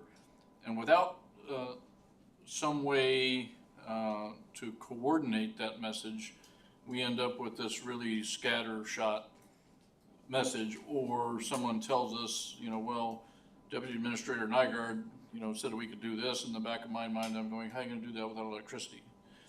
So without that, coordinated effort and the coordinated talking points, as it were, we kind of fall behind. And part of the conversation I had earlier with Ms. Nygaard, had to do with politics, with the Democratic Party versus the Republican Party. So when you talk to the Democratic Party, I don't care who you talk to, you get the same answer. With the Republicans, that's not true. And I'm not saying the Republicans don't have a good plan or don't have a better plan or whatever the case may be, but they don't coordinate their message as well. And we need to make sure, if we're going to attract people to use our airport, these industrial users, these persons that are going to generate activities where they collect sales tax and bring economic activity to us, we all need to be on the same page, and we all need to know what that page is. And I think that's part of what this does. Not just get the word out, but make sure that council people are talking on the same page that the mayor is talking on, the same page that the administration is talking on, the same page that the FAA is talking on, that we're all together. So I don't know if $70,000 is the right amount of money. I have no idea, whether that's a good number, a reasonable number, but I know nothing's free. But I do know that one misstep could easily cost us quite a bit of money. So I would like to see this stay where it's at right now. I can give you an example. We got a call for data centers. Can we locate a data center out there? Well, we have to know, can we? And if we could, where, and what would we charge, and how would the permit look? Those are things that we have to, maybe there's not a market for them, maybe there is a market for data centers, but there are marketing companies that specialize in airports. And they use the right language, they use the right narrative that says this is in their master plan. And if we don't do that, we're gonna end up with an airport that's designed by whatever somebody thought yesterday. Crystal, I think you had mentioned before that the airport master plan, you're hoping that's done this fall? Do you have any kind of tentative timeline, how long it would take to have a company put together a marketing plan? And I do realize that the whole aviation community, they speak their own language, and you need to be using words and terms and terminology that they use, or, you know, they're just gonna blow right past. Right. So, and I know that you've dealt with marketing in different ways over the years. Do you have just kind of a ballpark on how long it might take? Yeah, so I talked to the company that has been working very closely with expansion at Ted Stevens, and that's a very large project. And they were able to take their plan and implement it in 90 days because it's very clear. They knew exactly who to recruit, what size aircraft they were looking for, and they zeroed right in to a trade show, went to it, and got that secured. So it's a quarter or two, like 6 months, once we have the master plan done. So it is something that feasibly could be finished in this budget year then? Absolutely. Okay, thank you.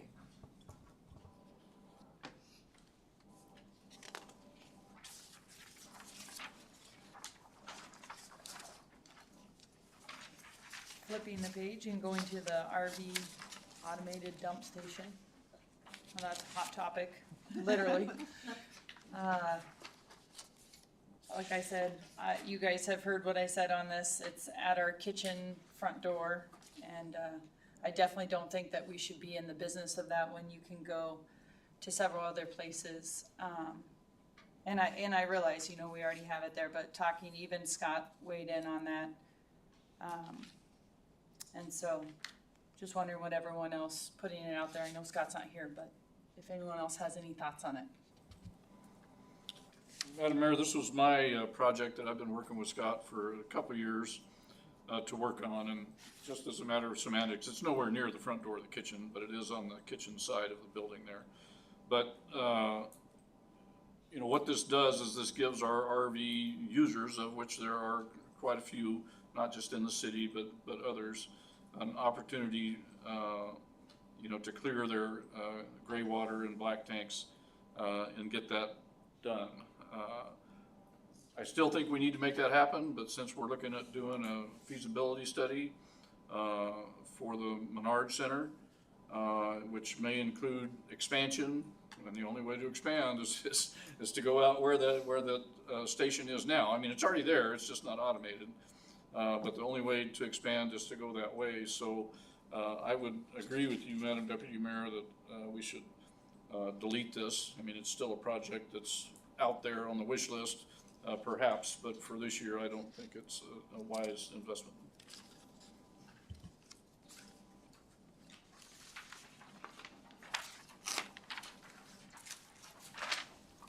Flipping the page, the ice surfacing covering for events.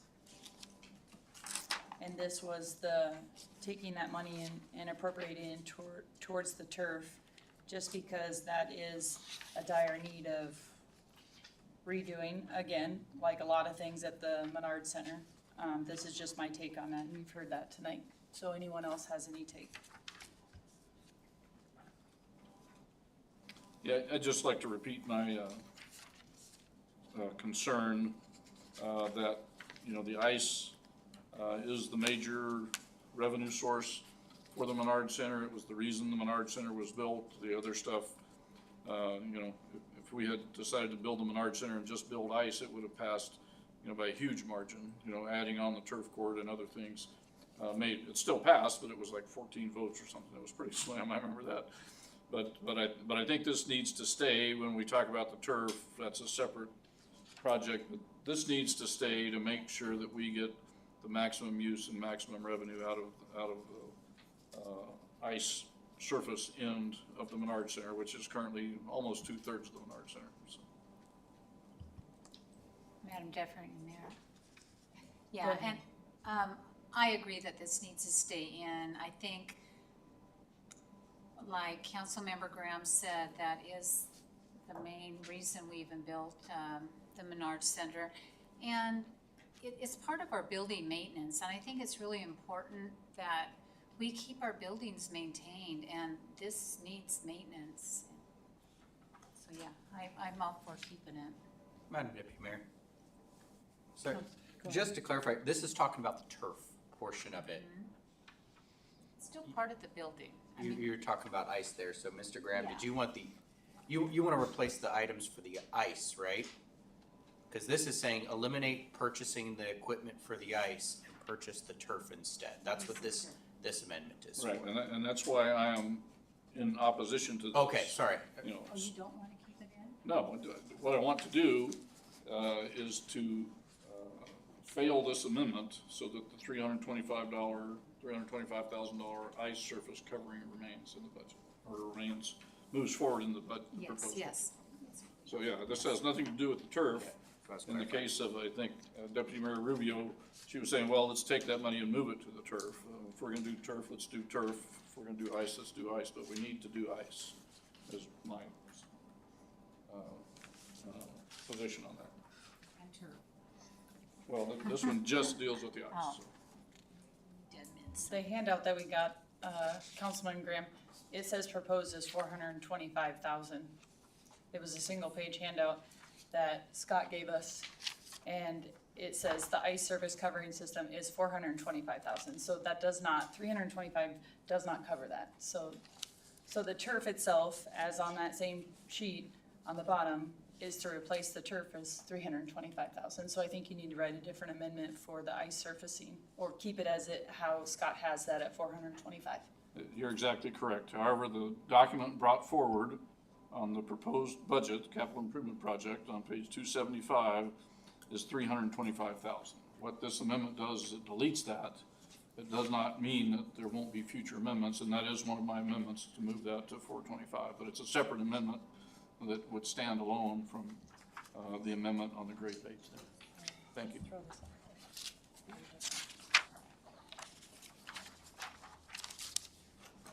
And then the last one we can throw out.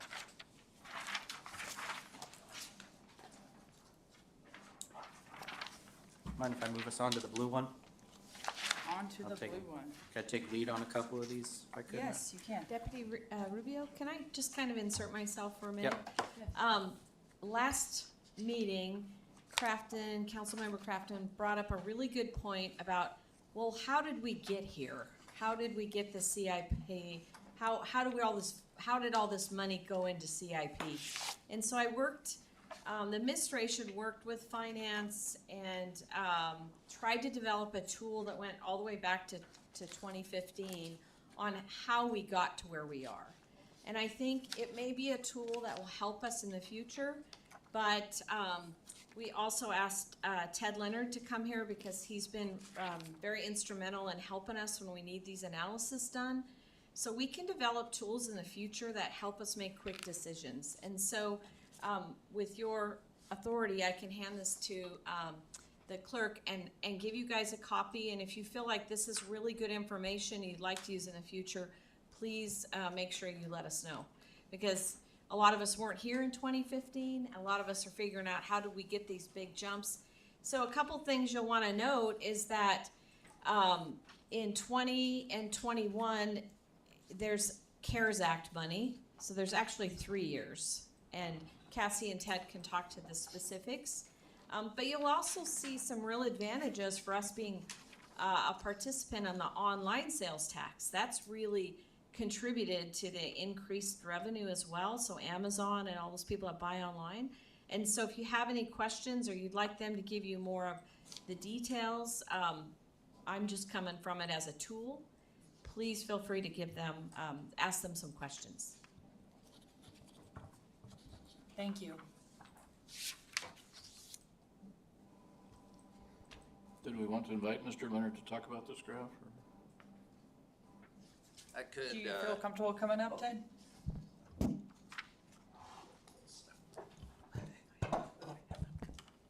Ted, can I have you come up to this one and state your name? Sorry. Do it for the record.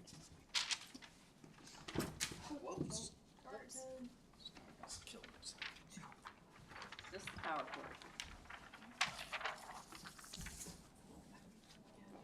cord.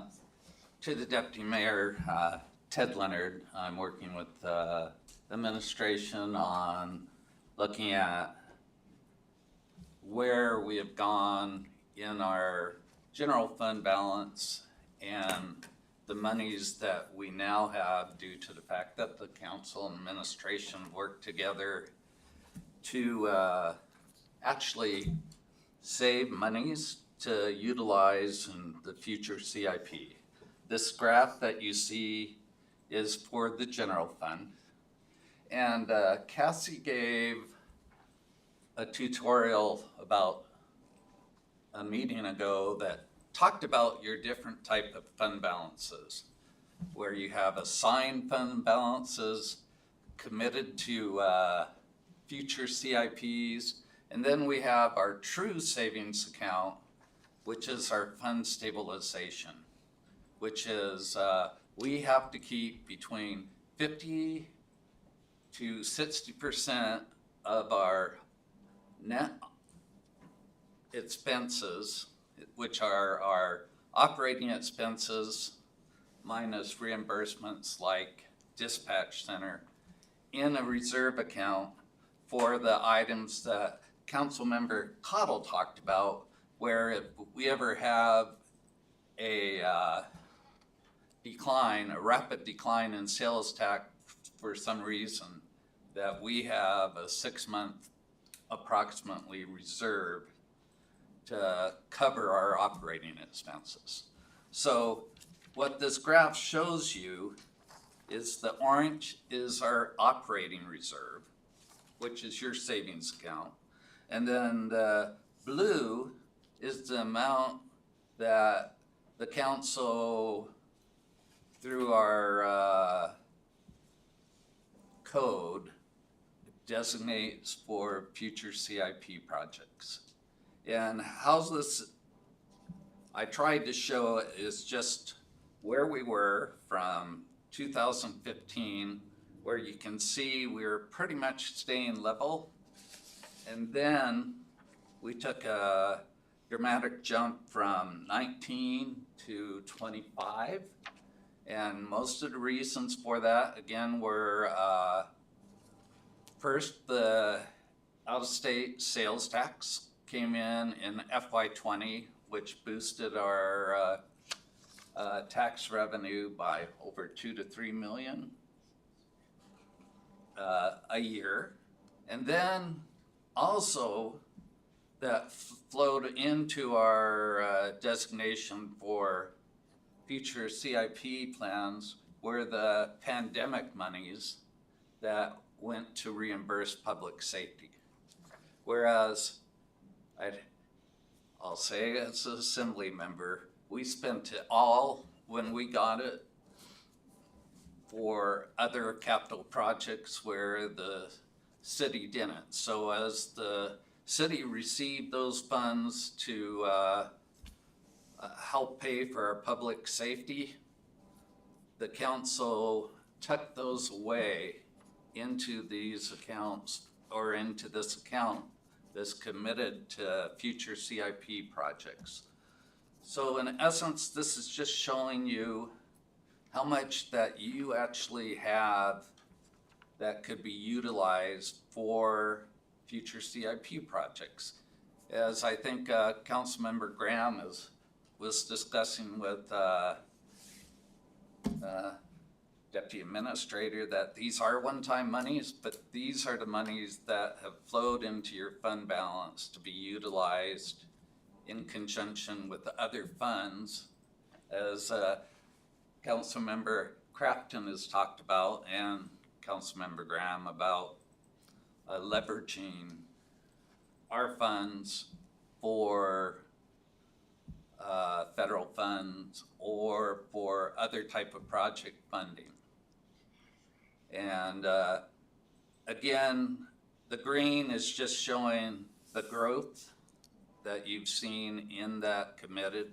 One thing I have to state is that FY24 is based on a projection what I believe you will do, because every year we're supposed to come to the council and say that our fund stabilization needs, for example, in FY24 are $14 million.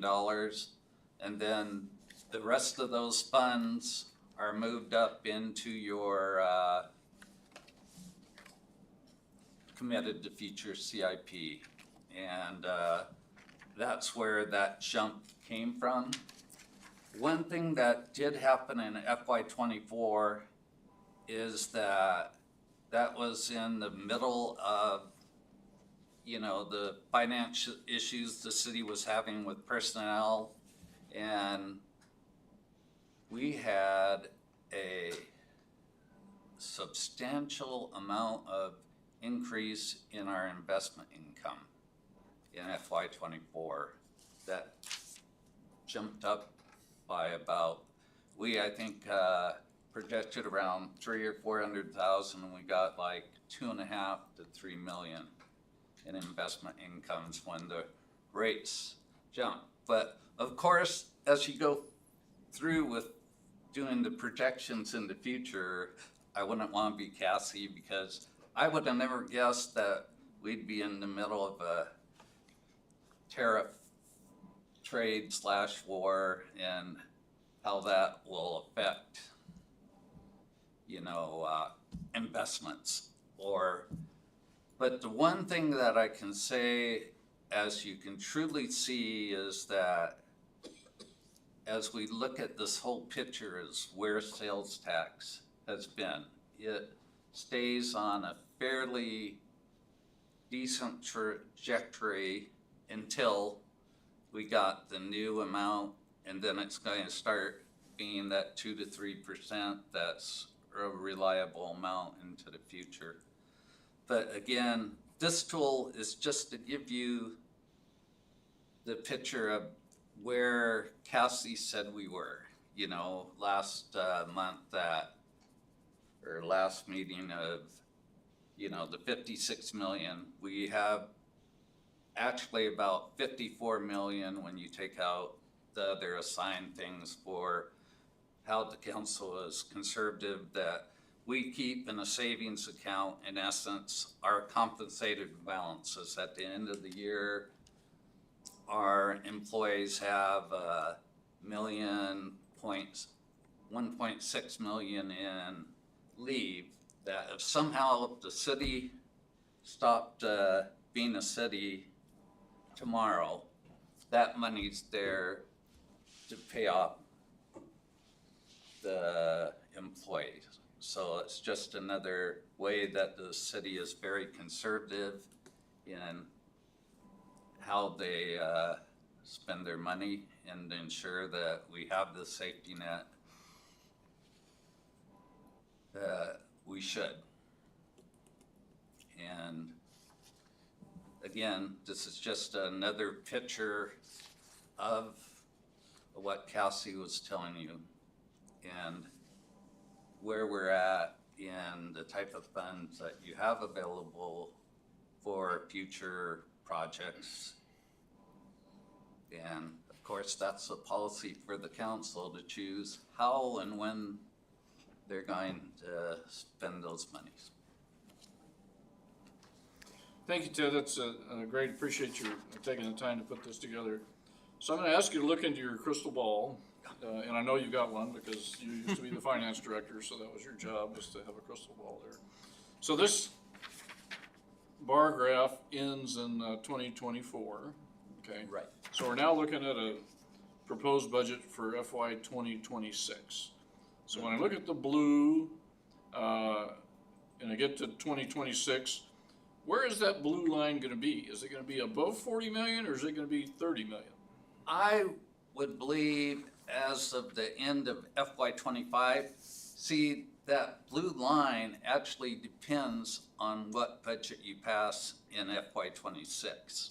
Right, what I'm saying, this is the proposed budget in front of us. Right. And if we did pass, or the administration gave the council a balanced budget. I mean, our, for the general fund, our revenues minus expenditures and transfers are 0. So I would think we're going to add probably $1 million or $2 million probably at the end of FY25 into that. So as Cassie was projecting, about 41 to 42 million, I would state would be what would be in your savings going into FY26. So going into FY26, which means spending this budget. So, and maybe you can't answer this question because there may not be an answer there, but I mean, I look at essentially revenue here, and I go back to 21, and I see that we're, at $25 million roughly, and then we bounce up, to $36 million, and then to $37 million, and then to $40 million. But this budget is $4 million. This capital improvement budget is $4 million or $4.5 million than we looked at last year. So am I incorrect in assuming that the blue line is going to get shorter? It depends on the capital budget passed. Right now, I think it could buy the airport fund. When you take that 4.1 million out, that would reduce, I believe, Cassie, that 42 back down to about 38 million.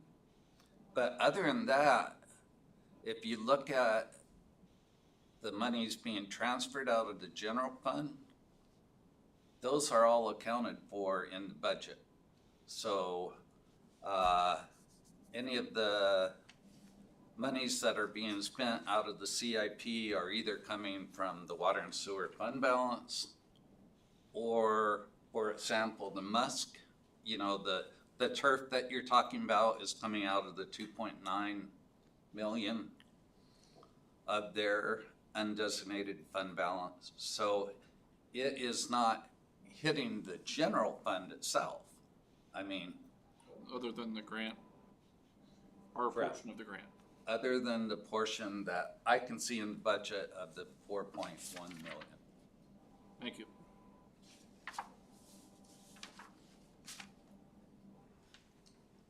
Madam Deputy Mayor. Oh, no, sorry. So what it sounds like, and I'm understanding, is that at the end of fiscal year 2026, we're not going to be adding any money to these accounts, to this account. Because we'll have At spent the end of 2026. 1 year from now, basically, we're Right. talking about. If you take the 4.1 million, it's going to come from the general fund at one point in time to help fund that $9.1 million grant.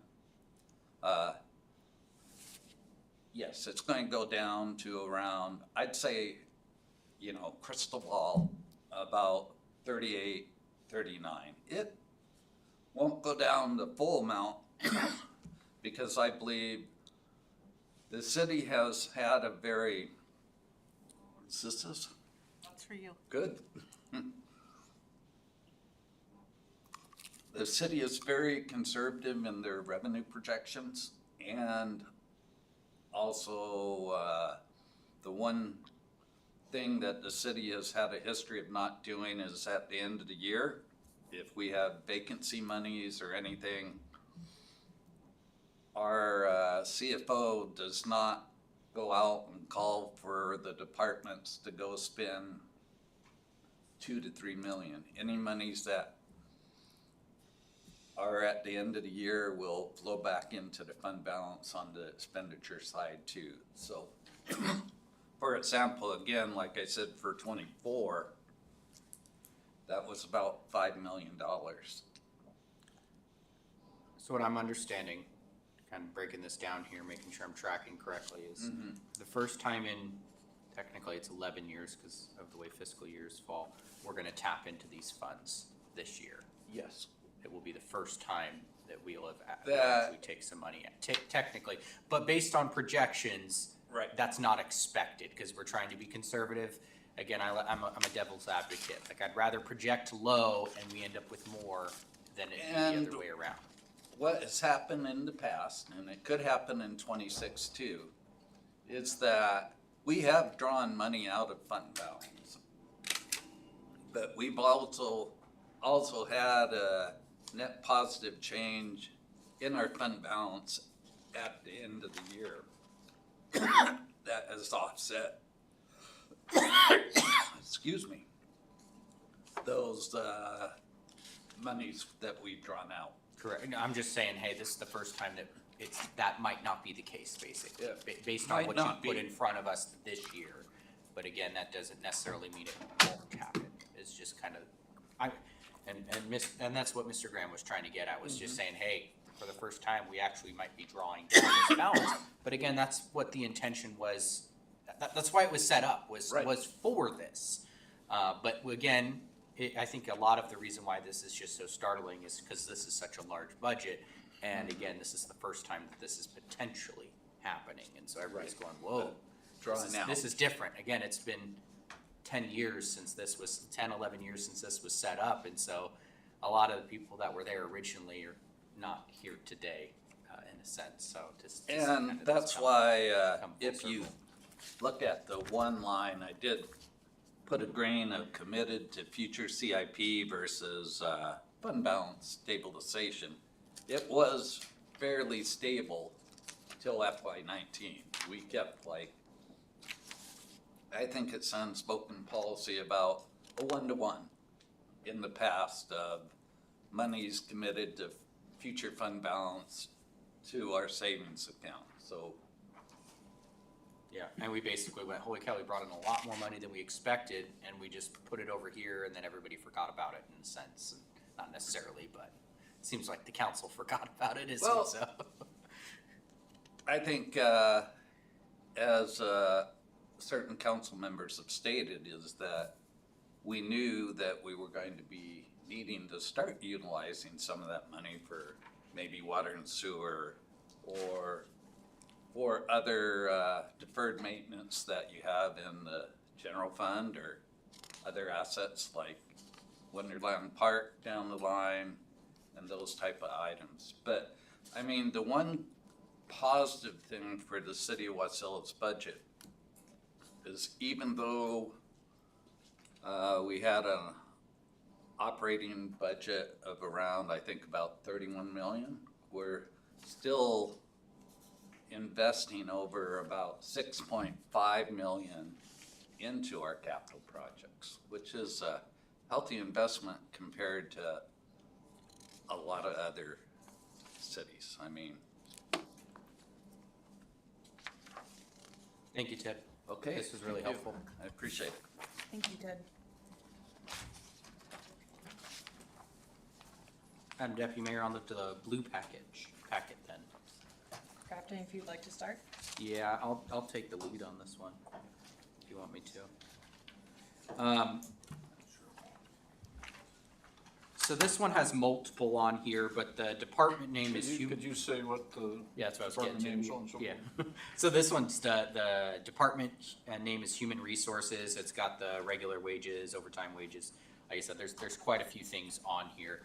Basically, what this is this is removing the requested position of the safety officer, safety coordinator. I can't remember exactly what it was called. Safety coordinator position. This is essentially removing that person and everybody related, or all the funding related to it. And then there's some additional ones, like the next one's the purchase of the vehicle. But this is basically all of their regular overtime benefits and then the additional supplies that would be necessary to bring this person on board.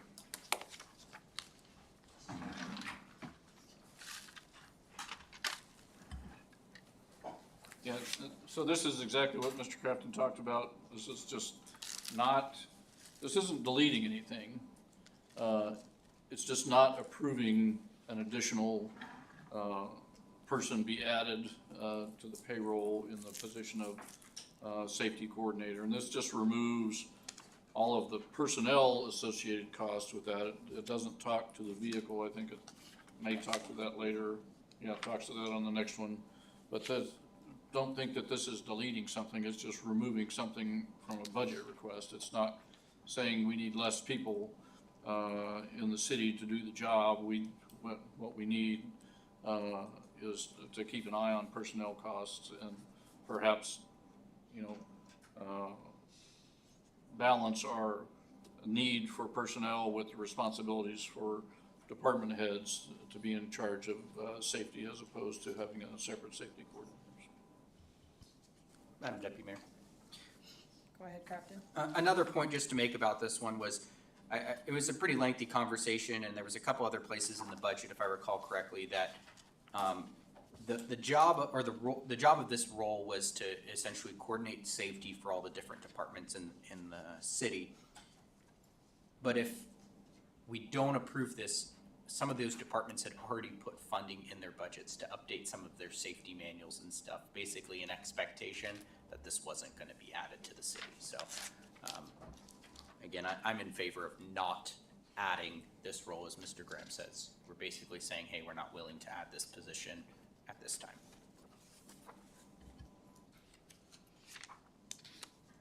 Deputy Mayor, I was the one that was for adding this safety position, and it's just not, if you know a role of a safety coordinator, like I was shocked that the city did not have a safety coordinator, not even with the, Wasilla PD and all our outside crews and, even, clerks and office people. I mean, there's so much that goes into it. Like I said, I was surprised that we don't have somebody and that the department heads are trying to do it on their own.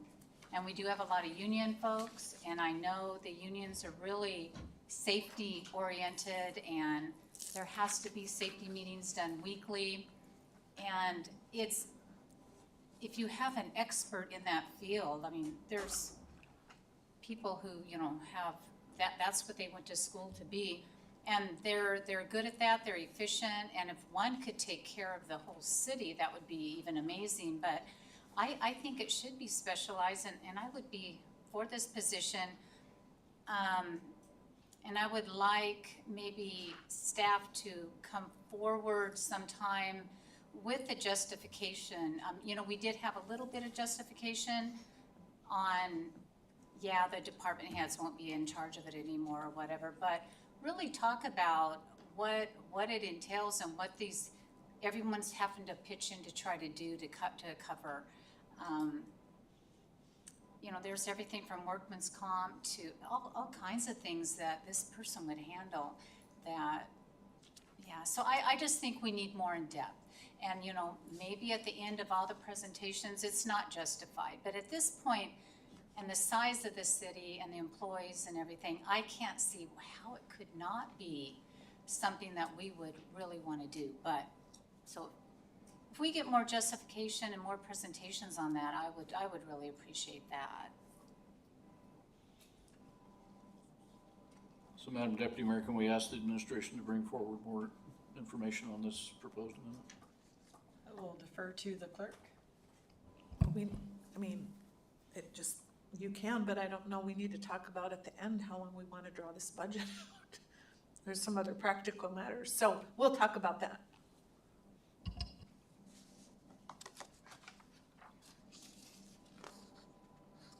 Moving on to the next page. Madam Deputy Mayor. Go ahead. So this one is the specific, there was, in the capital improvement, or CIP was basically purchasing a vehicle, spending $40,000. This is just eliminating that vehicle. So it's one of those things, if you're going to be in favor of removing the person, or not adding the person, then you would want to remove this as well. Madam Deputy Mayor, we did ask that the lawyer weigh in on this when it comes to reimbursement for personal vehicles and additional insured and that sort of stuff. We haven't heard or seen anything from the legal team on that yet, so. Chair to Councilmember Graham, that was not on my list of things to ask the attorney. My things to ask the attorney had to do with the lease for MATCOM, and that was it, I think, the lease for MATCOM. Oh, and the ADA. Yeah, I think it was The ADA, and she answered both of those. Yep. Thank you. Yeah, in my Sam. notes here, it just says get the legal folks to weigh in on additional insured, whether the city is properly covered, and if they use their personal vehicle for Well, city through the services. chair, I assume so. I do mine, and I turn in mileage reimbursement during election season. We use it quite often, And then anytime we travel to conferences, we take our own personal vehicles and turn in. So, and I know we're not alone because the finance department actually puts out a mileage reimbursement form. So I assume, that's my assumption.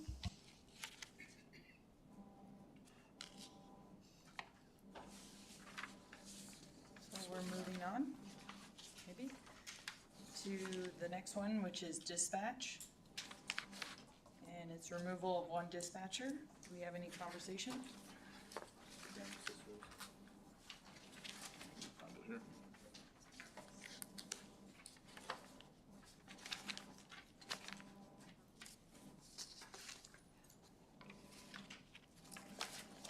Just a minute here.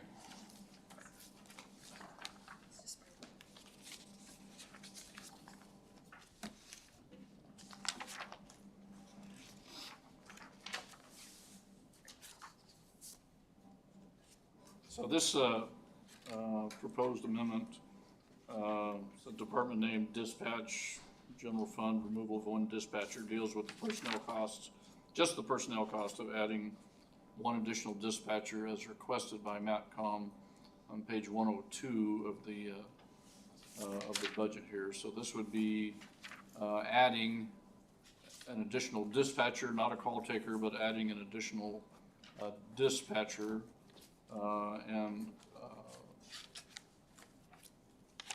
tell you the truth, I hadn't made up my mind on this yet, but because we had some discussion about it, I think the clerk jumped in and did a great job and showed us what that would be. So that's what this says here, and I would rather hear MATCOM weigh in. I know you came in earlier and talked about chairs and things, but if you have a minute, I'd love to hear the need for the additional dispatcher. Absolutely. Please don't forget to state your name. Lori Greeke, MATCOM. So in regards to this additional person, my request for that is because of operational needs. It takes 8 to 9 months to train a dispatcher. It's not an entry-level position that you can fill overnight. It requires months of intensive, high-stakes training and to ensure that the new hire can manage the emergency communications and the pressures and independently support the field responders and the public. So right now with our staffing levels, we have 2 employees who have formally indicated their plans to retire within the next year. I have 1 dispatcher out on military leave. We have other team members on FMLA leave. And people just using up the benefits that they're rightly entitled to. We also have to honor our employees' personal leave time so that they're entitled to take. With all these combined factors, it's just, we're stretching our shift coverage thin. Over the past year, we've really struggled. We're almost fully staffed, and this will really help us to push us where we need to be, so that we're not taxing our employees with all this overtime. Just trying to plan ahead and filling up this right now. We risk putting undue stress on our remaining staff, increasing burnout. We've had a lot of burnout over the past year. We had 1 employee who left, 2 employees actually who did resign in the last year, and 1 came back part-time.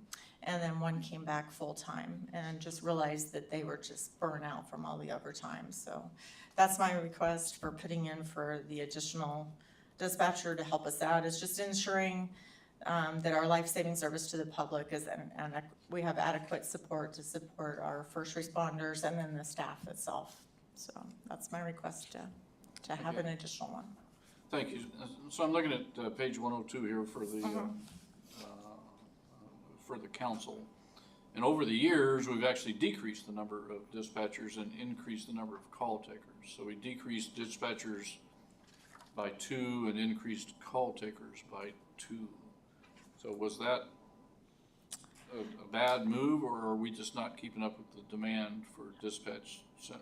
Well, my thoughts are the dispatchers are trained to call take as well. So the call takers, cannot dispatch. So if you're shorthanded, it makes it harder to staff if you need a dispatcher.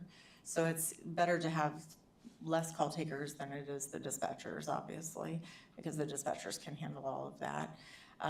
So I have five dispatch positions. I'm actually interviewing for my final 2 tomorrow to hopefully be fully staffed for call takers.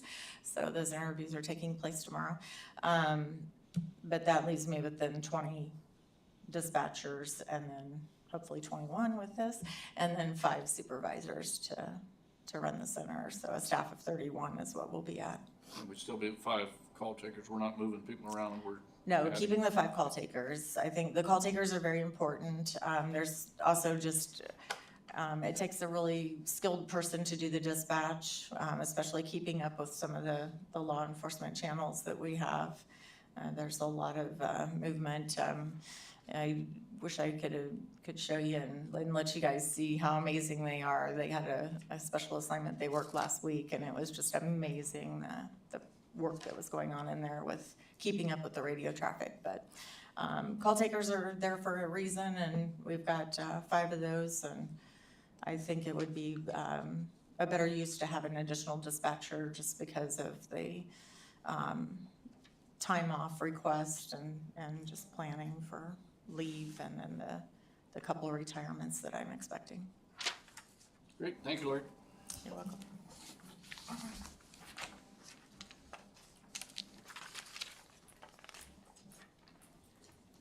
Flipping the page, Public Safety Patrol. And do we have anyone that wants to talk on it? Just gotta get the right page here. So this is the text says removal of 1 police officer. And it's removal of 1 police officer from the proposed budget, but it's not reducing your force. It's still increasing patrol by 1. Is that what I'm thinking? Because you had asked for 2, and I don't remember what. The next, they're separated out, so each position that we added to the budget has its own kind of a information sheet, so the very next sheet should have the next officer on it. Okay, but this one that we're dealing with. Right is there just is one of the removal officers. 1, and then if we wanted to remove 2, then we would Correct. pass both amendments. Is that correct? Correct. Is that correct? That is correct. Okay, okay, yeah, that's what I was thinking. I was just looking through here. You know, we had a pretty good discussion about this several weeks ago, and, you know, I do see the increased workload and the increased need for additional public safety folks, but I just think 2 is too many. You know, I would support adding 1, but I don't think I can support adding 2 in 1 year, particularly given the fact that we're not able to keep our roster full as it is right now. You know, so when we get better at that and we realize exactly what our workload is, you know, based on having a full roster, then I would support perhaps support the additional 1, which would give you 2, but for this year, I'm thinking, I'm just thinking 1 is where we need to be, so.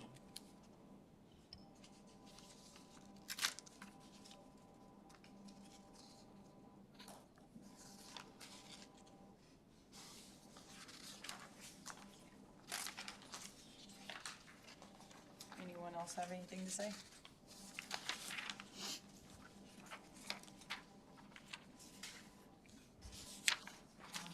So we can skip and go to roads and airports, PW roads and airports.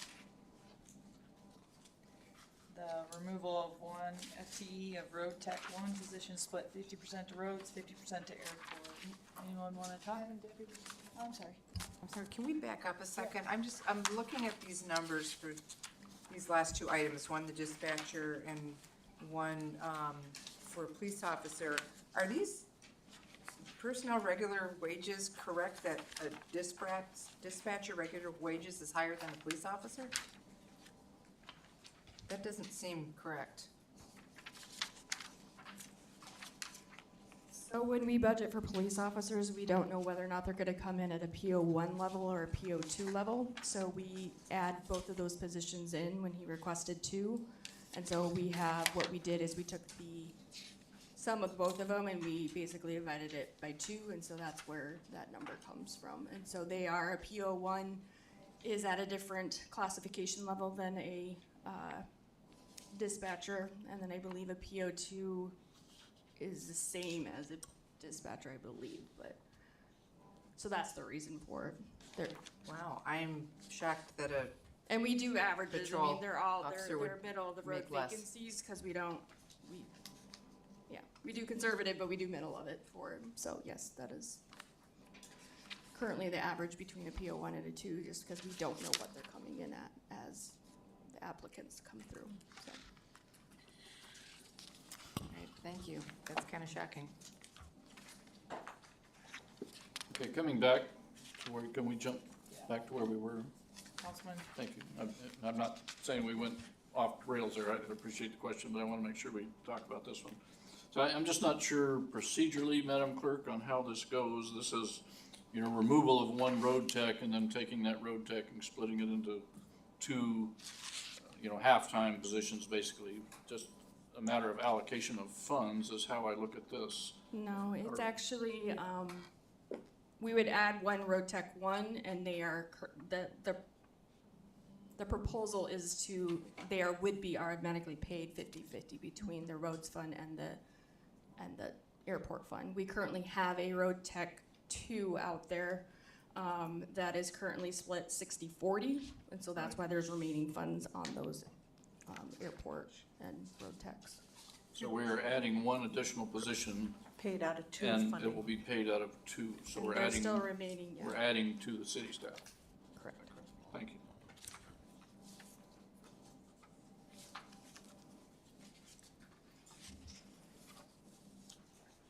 Okay, if no one else, then we're moving on to the collection system operation and maintenance. And that's the removal of wastewater tech 1. Go ahead, Graham. Thank you, Madam Mayor. Now, hopefully Eric, you'll refresh my memory on this, but essentially this was because our wastewater technicians are becoming more qualified. So it's not that we're removing anybody from the payroll or adding anybody to the payroll. We're just recognizing that they're more qualified and then they would be a tech 2, or I don't remember you asking for additional personnel for this wastewater technician 1 in that discussion. It was a matter of, We had covered kind of a lot of ground in that Right. discussion. So this request is identifying that the wastewater treatment plant has only had a Tech 2 for 27 years. And the workload with the new permits and the way our system has grown and changed is more than one Tech 2 can handle. So this is a request to add a Tech 1 who would help with the current needs and the future needs. One of the projects we're working on is the new sludge systems. We're gonna have a dredge that dredges the sludge out. That's a process we'll do. That would be pulling other utilities people over to make that work, which then takes them out of rotation for their normal job. So this is to address the lack of manpower for the daily operations at the wastewater treatment plant.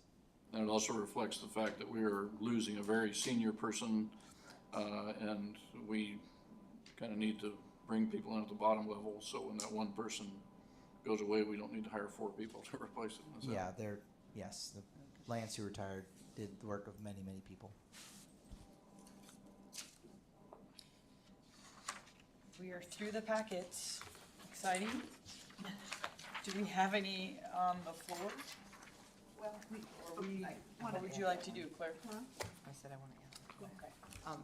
Madam Deputy Mayor, I'd like to add a CIP project for discussion, and that is, we all have a copy of from those, Menard Center, the parking lot final phase. We have put a lot of time and money into that parking lot, taking down that hill. There's been so much work and money that has been spent on that I don't want us to have to keep maintaining what's gonna end up being a gravel pit if we don't get that paved. And I would really like to see us finish that project and get that parking lot paved. when we have, big events out there, that we can utilize a lot more parking spots if that project is done. Because without, I'm sorry, but without the stripes, people cannot park. It's pretty bad. When I was out there for what was the last show we had out there, Eric? Was it the home show, sport? I don't remember which one it was. The outdoor show, thank you. I parked in that, yeah, people can't park. And it all, and it's very quickly, you end up with potholes and ruts and just all kinds of things there that we have to keep maintaining and keep working on, which is added expense and time and man hours and everything else. I think this is a project that we need to finish.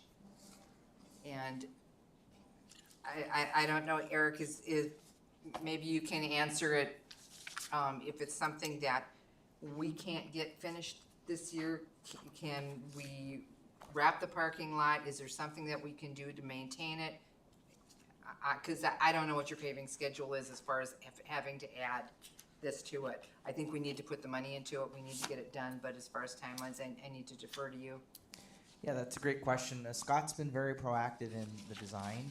I know that he is well on the way of what it would look like when it's constructed, not knowing exactly what the scope is that you're looking for. If it's the complete project, he's been working with P&D engineers to get it ready. So can't guarantee that it could get paved by the end of the year, but I know Scott would do everything in his power to make that happen.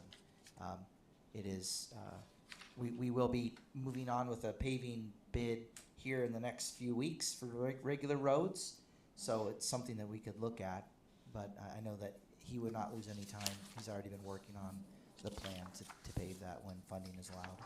And then if I can follow up with that, because this is not anything in the building itself, am I okay in assuming that because we don't have feasibility study done for that building, that this isn't really going to affect that? Am I correct? Well, I guess it kind of depends on if there's a vision for expanding the building in such a way that it started to affect the parking lot. I've seen some illustrations that used some of the treat areas between this parking lot that you're talking about and the current side of the building where the turf is. What I don't recall is that driveway being impacted, but I just didn't either. seen it on I've seen it on the fringes. I haven't memorized what Scott's was working on. Okay, yeah, any drawings, even the napkin ones that I've seen, have not extended beyond that driveway. So it wouldn't, anything that I've seen wouldn't affect that lot. So I don't know how the council feels about it, but I think that's a project that needs to get completed so we don't have to keep putting money into something that we've already put a lot of money into. So I'm open to discussion with anybody. Madam Deputy Mayor, I'm in total agreement, Councilmember Cottle. I think that since we do have CIP money that is designated for these kind of projects, I think we should use it. Things that we know need to be done, they're going to be done sooner or later. If it's, like, was it Snyder Park or Carter Park? I don't remember. Which one? Or the dog park? We know that's not going to change in a feasibility study. Let's just do it. The money's there. It needs to be done. Let's do these things. Let's just get it done. If we can physically get them done, with manpower or RFPs or whatever.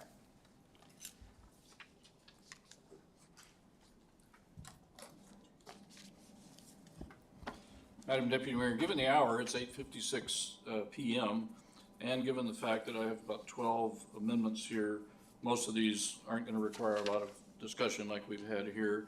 I would move that we exit committee of the whole at this time. Do we have a second? Madam Mayor, I second it. Councilman Deputy Mayor. Graham made a motion to move out of, or exit committee of the whole, and Councilman Velock seconded. So I'm gonna. Any objectives? Or objections, sorry.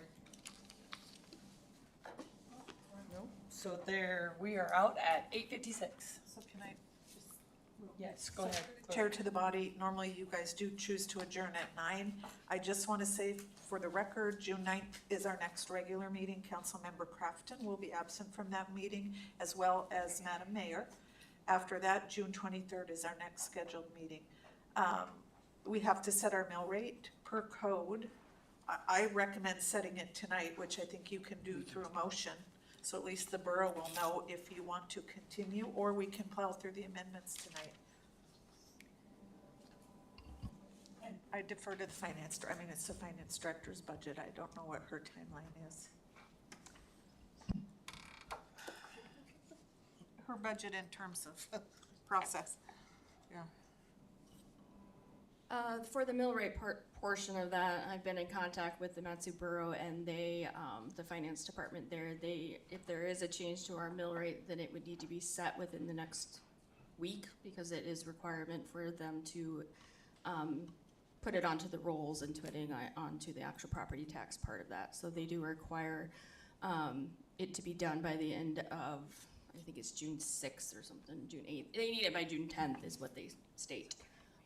They are working through their budget books to get theirs ready for presentation, and so if we currently do not have an adopted ordinance for that, then they will put in a draft ordinance of currently what is currently in our draft form into their budget book, and it will remain there until we do have a ordinance in effect for our 2026 budget. Per code, we have to adopt a budget by June 30th, or all cease of operations will happen at the city due to our July 1st fiscal year start date. So that is per code on that one. So that's kind of the timeline that I have in regards to either statutes and codes and regulations through either the borough or ourselves. Madam Deputy Mayor, I'd like to make a motion that we set our mill rate with no change from last year, and our mill rate for this fiscal year for 26 is at 0. Do we have a second? I'll second that. Okay. Councilman Cottle makes a motion for the mill rate to be set 0 and seconded by, last name, Mark. Schmidt. Woo. Long night. Jones over there. Is there discussion? Hearing no Just for the record, that's section 5 of the ordinance that you're going to be adopting, so section 5 of the ordinance is adopted. what she said.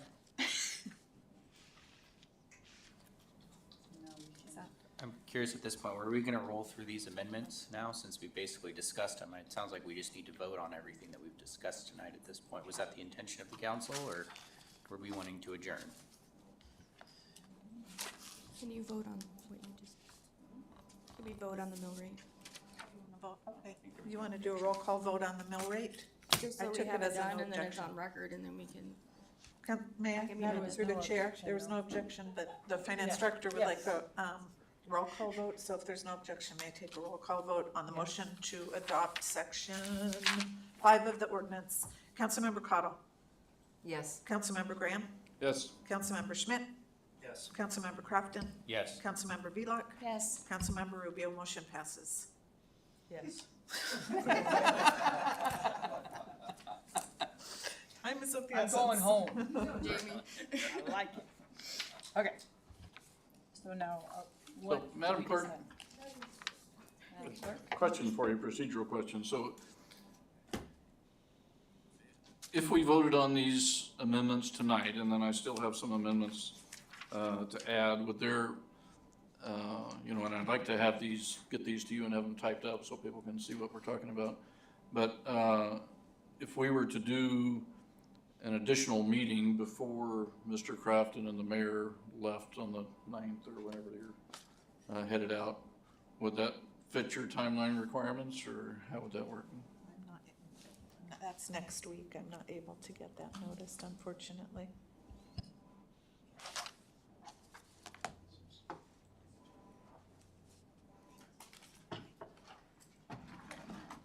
Through the chair to the council, I could bring back at some point in time, an ordinance repealing the requirement to notice in the newspaper. Make that retroactive? For the record, I tried to do and was voted down. I'm teasing. What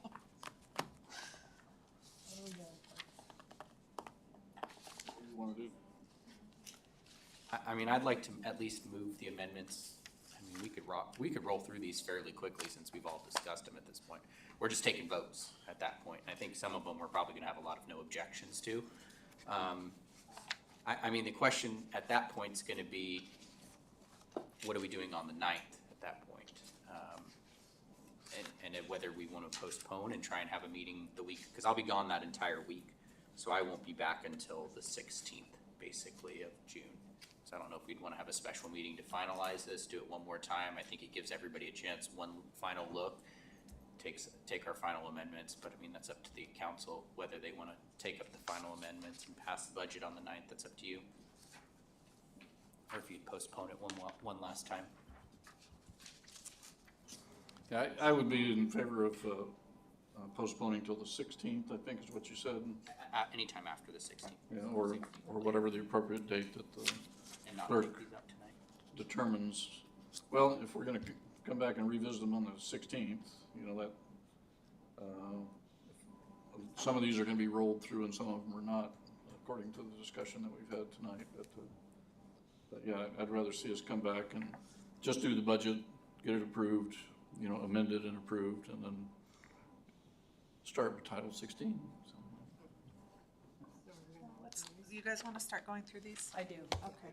I prefer to start going and voting on the ones that we went through, and then maybe even if, depending on what the time is, maybe push some of the ones so we can see them. We're here, right? Let's do it. 26. What number are we starting at? Help me out. 26, the green one. Back to the green. That's not, oh, I guess it is if we're doing it that way. Okay. So are you gonna take control? Sure. Okay. So through the chair to the body, if there's no objection, she asked me to move us. So 26, there's a motion on the floor to adopt. So that's where we're at, if there's discussion. Is there a motion on the floor? Yeah. Yep, it was postponed. Okay. Can we take a roll call vote then? Sounds like that's where we're at.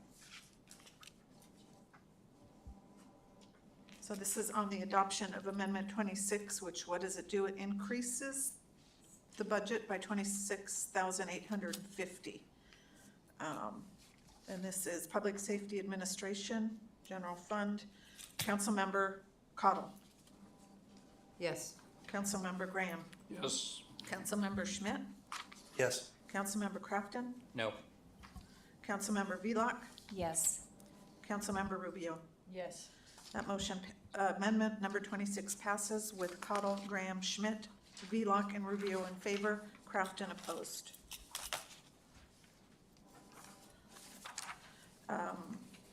Madam Deputy Mayor, I move amendment 29. Nope, we'd be on. I think we're in 28. 28. Yeah, we're on 28. White. Never mind. Madam Deputy Mayor, I move amendment 28. This is the lead and copper growth program, just so everybody knows where we're at. If there's no objection, it's passed. We need a seconded. Do we have a second? I'll second it.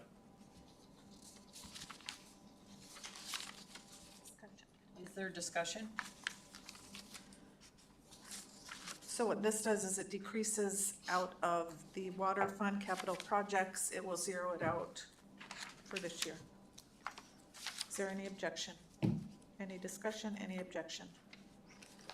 Madam Mayor. So what we did here was, we decreased the budget by 25,000, but there is an existing balance in that. So by doing this, we're not changing the fund balance. We still have money available for this program. Just double checking my notes here. Thank you. I have no objection. Okay, no objection, amendment 28 passes. Madam Deputy Mayor, I move amendment 29. Do we have a second? Seconds. Do we have objection? Any discussion? Oh, go ahead, Graham, or go I'll ahead. let Ms. Velak go. I'm sorting through all my piles of paper here.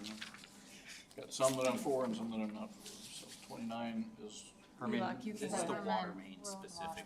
water main specific, the one I already talked about. Yep. Yeah, I object. I think Eric did a good job proving we still needed that. But this is one we To have. clarify, he specifically said he doesn't. Oh, It's I the thought he water said he did. tower is the one that we're talking about. Water tower, we've determined we need. Water main, we do not. Yep. Withdraw. If you do that. Yes, you can. Yeah, I heard Eric say what I thought Ms. Velak said. Yeah, I did too. Was that He we have money, if I may, that we have money for the tower, but without the extension, without the money for the extension, which we may be able to put off the extension until next year, but without the money for the extension, the tower is essentially stranded. Through the Deputy Mayor, what Mr. Crafton helped remind me was we have funding that we put in last fiscal year, and then we were able to move the ARPA money over to this. So Mr. Crafton is correct that we Okay. feel that we have the funding we need to complete the Herman Road water main. We do need to talk about funding for the water tower at Herman Road. Okay, thank you.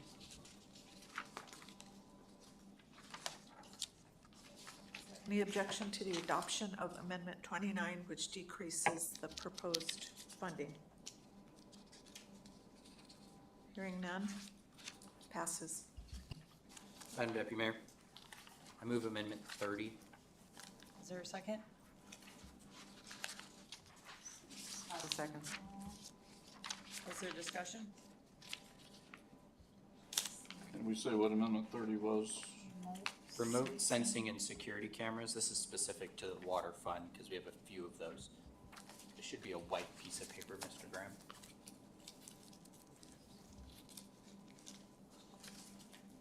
Decided that we had enough this year. Yeah, Madam Deputy Mayor, I would object to this. I mean, our water and wastewater infrastructure is probably the most critical infrastructure that we have. If we get a hole in the road, we can go out and patch the road.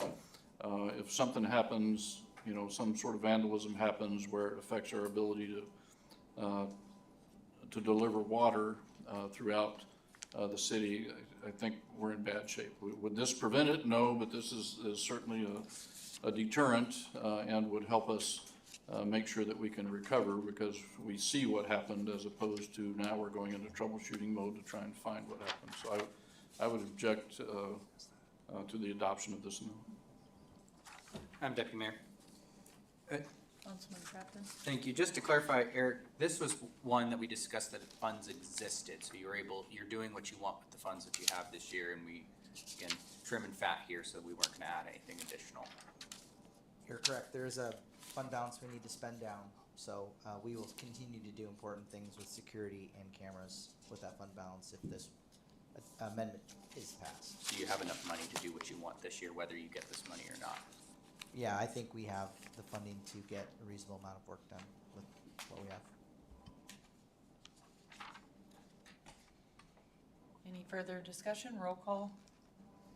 It's a roll call vote on Amendment number 30. Councilmember Graham. No. Councilmember Schmidt. Pass. Councilmember Crafton. Yes. Councilmember Velak. Yes. Councilmember Rubio. Yes. Councilmember Cottle. Yes. Amendment number 30 passes with council members Cottle, Schmidt, Crafton, Velak, and Rubio in support. Councilmember Graham opposed.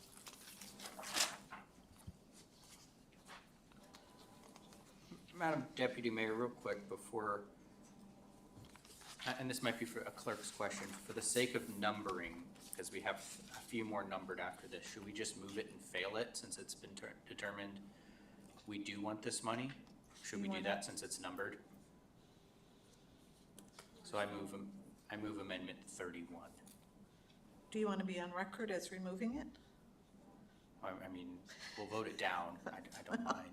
Okay. It's my amendment, so. I'll second that. And then discussion, sorry. I intend to vote this down.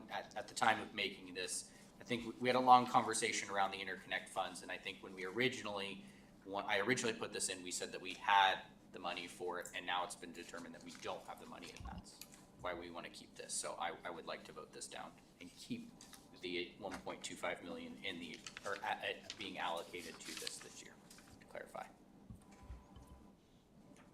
You want a roll call vote? Or is there an objection? I object, so we have to vote it down.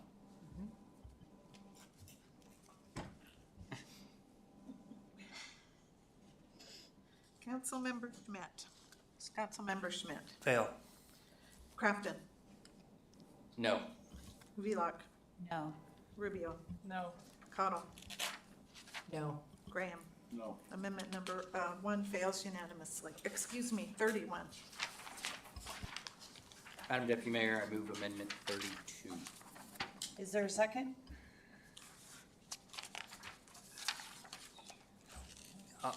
I'll second that. Is there discussion? Madam Deputy Mayor, just to clarify, this is one where we're not removing the entire amount. I think after discussion, this is gonna leave the balance at about $139,000 this year, which is enough for Public Works to do what they want to with this funding here.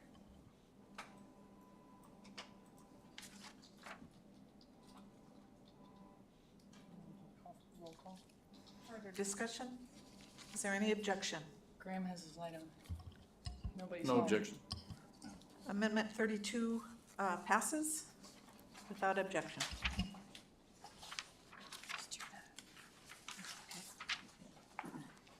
Madam Deputy Mayor, move amendment 33. Is there a second?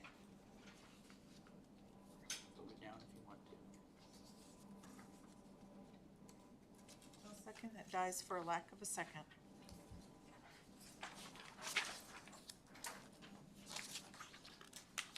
Madam Deputy Mayor, is this 34 then?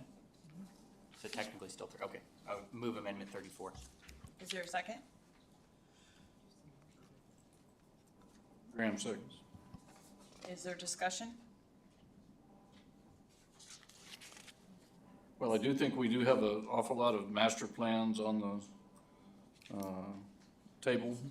You know, this is one that needs to be kept on the buffet because this is, you know, we're spending a lot of money. We're gonna continue to spend a lot of money on this, so having a good look into the future is important for more than just 1 year, so. Any further discussion? Roll call vote. No objection has been raised. Do you mind if we adopt it? What this does is it increases the CIP to add $250,000 to fund a water master plan. Any objection?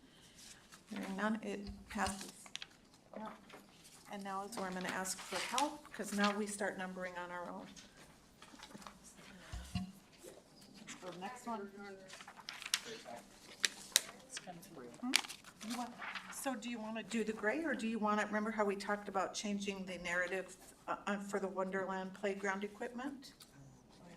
Can we take that as a motion? On 252?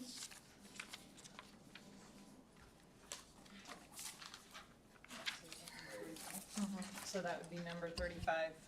Do we have a motion on that? Sorry, just to clarify, the first one in this packet that we discussed was the road grader one, not Wonderland. You want to do this just to get it off the books? It's just changing the narrative. Through the chair to the council. Remember when we talked about, or you guys talked about the Wonderland Park?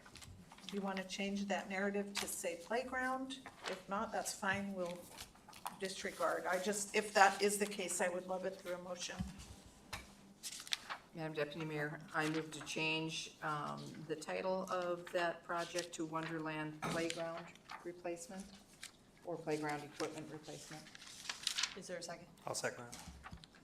Is there discussion? Madam Deputy Mayor. Go ahead. I would personally like to see the word park stay in there, so it'd be Wonderland Park Playground Equipment, because that's what people know it as. I mean, I get it's not a technical park, but if you go ask the community, it's Wonderland Park. And so I think if we're gonna change the name, try and change the name of it, we're trying to specify that that's what we're talking about here. Councilmember Crafton, as long as you have playground equipment in there, I can do it. That's what I'm saying, so I would say Wonderland Park playground replacement. So is that another motion on top of At this stage of the game, if there's no objection, what do you want it to read? Maker of the motion, Wonderland Park Playground Equipment Replacement. Yes. Is there any objection from anybody? That, Still playground. It's a playground. We know that. As long as the money comes, I'm cool. I think the equipment part, the only part with that is that it's not gonna allow for surfacing and things of that nature, like rubber, and that's not part of the equipment part. I know it's technical, but capital assets wise in our world, what would you like, what is a we will, if playground there's no replacement, objection, because then it's everything involved with the playground. no objection, let's Yeah, so withdraw. take the word What do we want? Take the word equipment out and So it's, which is what I originally said. Thank you. But you have to have a plan. fences and all those. I'll still city council after 9. Okay, what is it? What is the name? Wonderland Park Playground Replacement. Wonderland Park Playground Replacement. Is there any objection? Okay. Hearing none, moving on. 35. So are we going back to the road grader now? Is that where we're at? Yes, Okay. and that's gonna be number 36. If it's moved. If it's So- moved. I'm confused now. We didn't talk about an amendment for the Wonderland Park. We just talked about changing the title. That was that motion was Okay. just on the title. If there's an adjustment to the dollar amount or anything else, that would be a different emotion. A separate motion. Okay, Correct. thank you.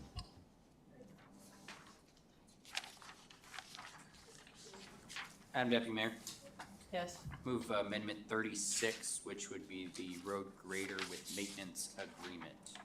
Do we have a second? Rubio second? Oh, Bravo second. I'll second. I like it. Okay, I didn't know. And is there discussion? Madam Deputy Mayor? Crafton? Thank you.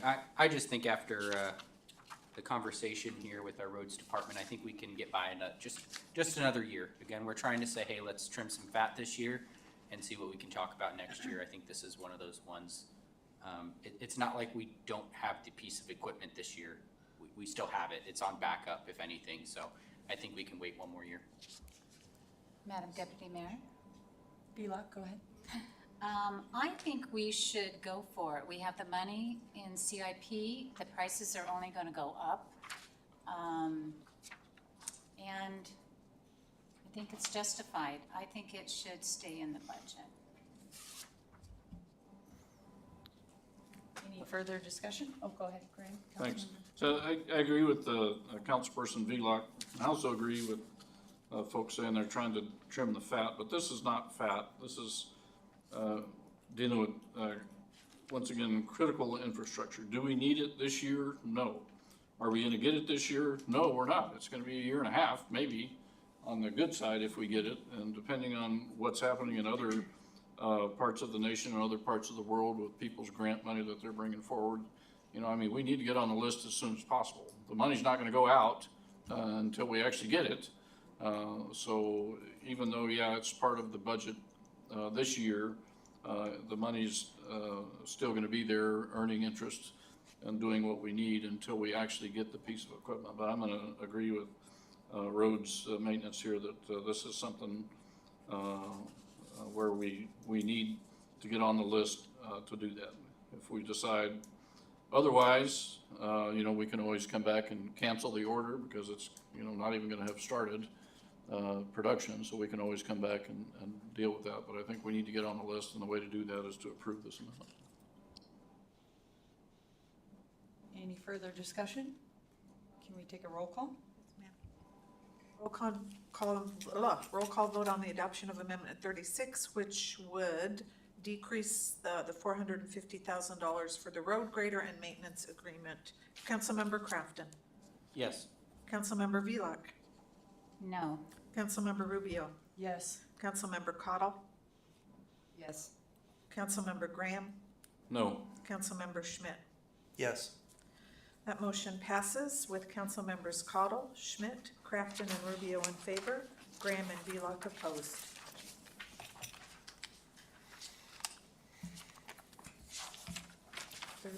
So this next one on this page is not there, or correct? 37, it is here. So amendment number 36, or 37, Wonderland Park replacement. If anyone wants to move it, that deals with the money. Okay. So is there a motion to move it?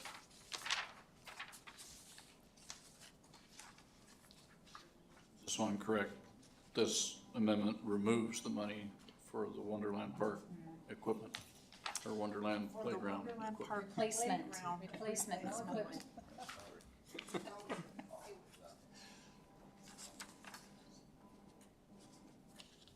They're lit up, but I'm assuming it dies. Yes?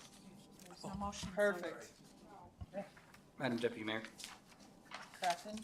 Thank you. I think we're still on 36 at this point, since that one didn't have a motion. So Amendment 30, I move Amendment 36, which is the Airport Business Aviation Center City Hangar. That's a mouthful. Is there a second? So just to be clear, Councilmember Crafton, unless somebody else wants to, I know this is getting confusing. He jumped from the East Susitna Water Tower proposed amendment and the airport property acquisition. So unless there's appetite to move those, someone will need to do that. Correct. What were those again? Next in line, East Susitna Water Tower. And then follow just behind that is airport property acquisition. Councilmember Crafton did move up to Airport Business Aviation Center City Hangar. Based on the conversation, I didn't see like anybody wanted it, so I was moving on to the next one that I had marked as a yes, basically. Was there a second? We need a second. Graham seconds. Okay, discussion. 37. 482. Don't confuse you. Just kidding. Is there discussion? It's number 37. 37. This is, again, just going back, based on the conversation and everybody's notes, we just said, hey, not this year, is what was discussed. Is there objection?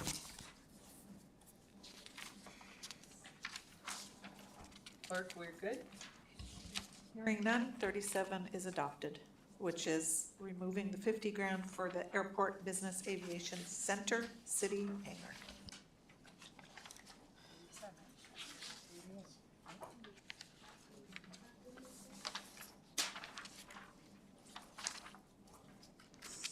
So now we're on 38 for the taxiway pay.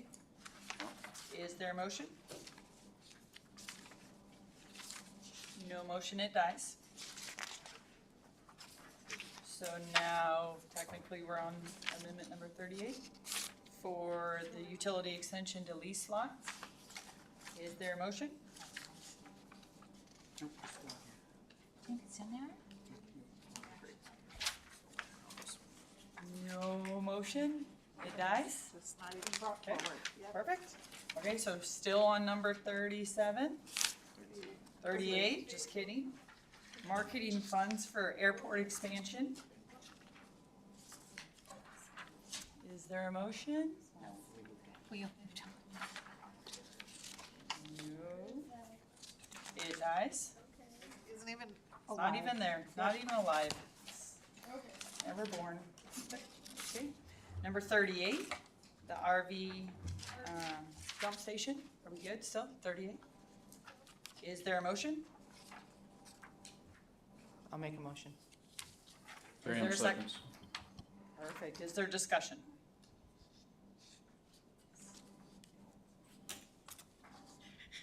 I just want to say for the record, this was determined, and even the supporter of it kind of said, feasibility study, let's wait on this one. Is there objection? Hearing none. 38 passes, which decreases the $30,000 funding that was proposed for an RV automated dump station at the Menard Center.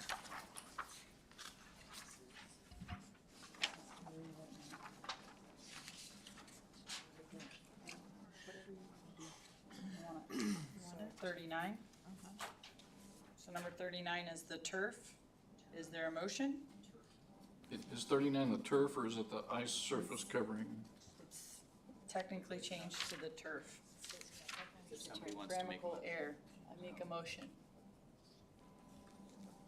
Would it be easier to write a new one? Yeah, I'm just confused of what we're doing on here. Finance Director, can you help us write a new one? Count numbers? Yes. Thank you. Do we need to take a brief at ease then? So this one will just be postponed? This one was never born. It's never born. Never born. We never saw it. The next two. And then the last one is not born either. Okay. But now we do need to make one alive. So it is still number 39. Okay. And that is the 325,000 for turf, to replace the turf in the Menard Center. I just need to make a new one. I'm sorry. I just need to make a new one. Yes, please. On the floor, sorry. Oh, you're gonna make it? Great. You can do it, I don't care. No, no. I was gonna say, could we move through what we've done and we just have that come back at the end? Keep moving. No, this is number 39. Sorry, boss. You can go over here. Or- So I know what it think is. I made the motion, It right? says ice I need a surface. second. What's confusing The is turf system for this 25. Right. Yeah, I'll second that. To be, Okay. covering Schmidt seconds. Is there discussion? getting rid of this. Because we have to make a new. Discussion, We just got a second A new CIP. from Schmidt. Get us straight. What is the Through the motion? chair. Moved by Councilmember Rubio, seconded by Mr. Schmidt. Correct me if I'm wrong, you want to add the project, so it's to increase the CIP budget by $325,000 for turf at the Menard Center, so it'll change out the existing turf. She's writing it, right? Is there discussion? I'll object to the motion. And I would object as well, based on the fact that we are looking at a feasibility study. I fully agree that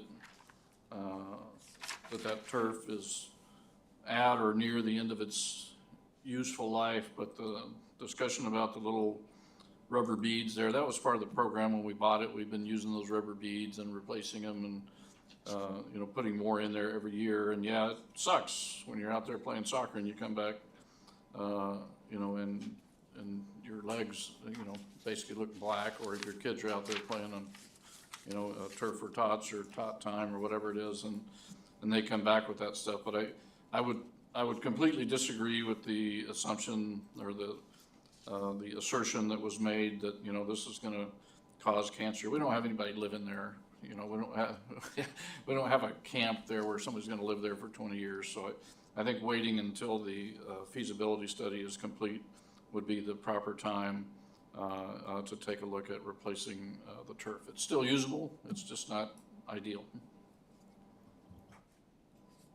Any further discussion? Is there objection? Yes? Objection. Can we have a roll call? Thank you. Councilmember Vilak. Yes, if you want to add it, no, if you would. Yes. I want to Yes, add you want it. to add it, add money for a new turf, for turf Yes. replacement. Councilmember Yes. Rubio. Yes. Councilmember Cottle. Yes. Councilmember Graham. No? Councilmember Schmidt. Yes. Councilmember Crafton. No. Madam Mayor, that amendment number 39, which adds money for the turf, passes with council members Cottle, Schmidt, Vilak, and Rubio in support, Graham and Crafton opposed.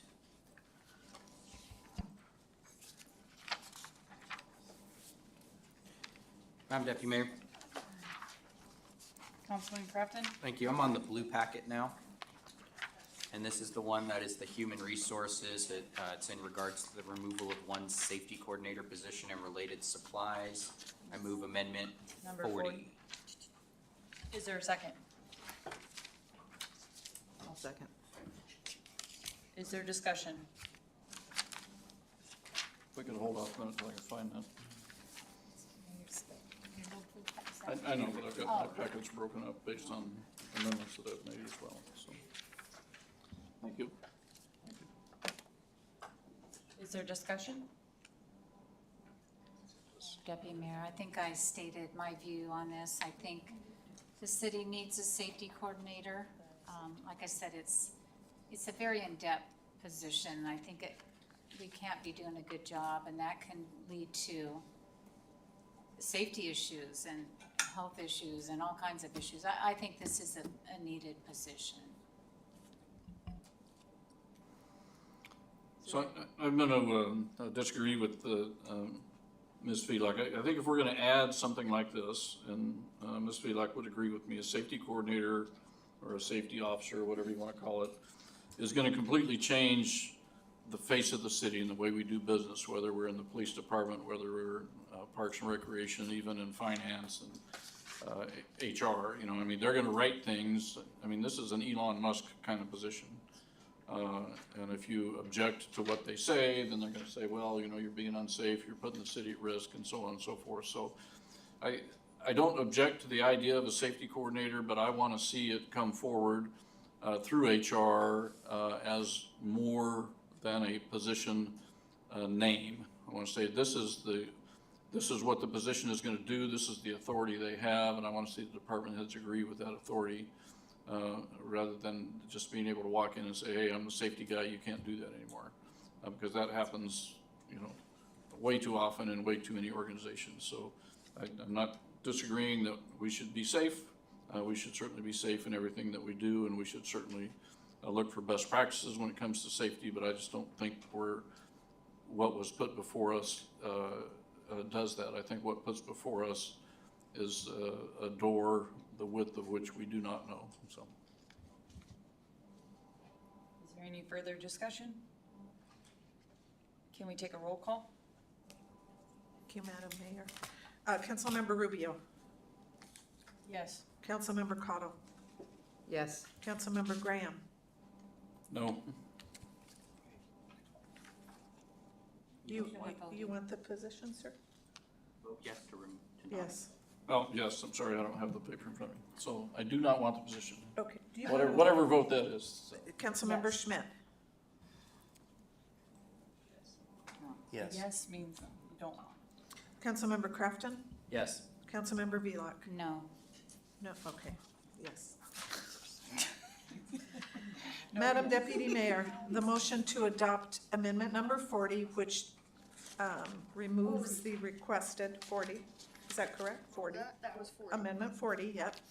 Removes the proposed safety position, passes with Councilmembers Cottle, Graham, Schmidt, Crafton, and Rubio in favor. Councilmember Velak opposed. Madam Deputy Mayor. Councilman Crafton? Thank you. I move amendment 41, which is the vehicle replacement fund. This is in regards to the vehicle for the purchase of the safety position that we just removed. Is there a second?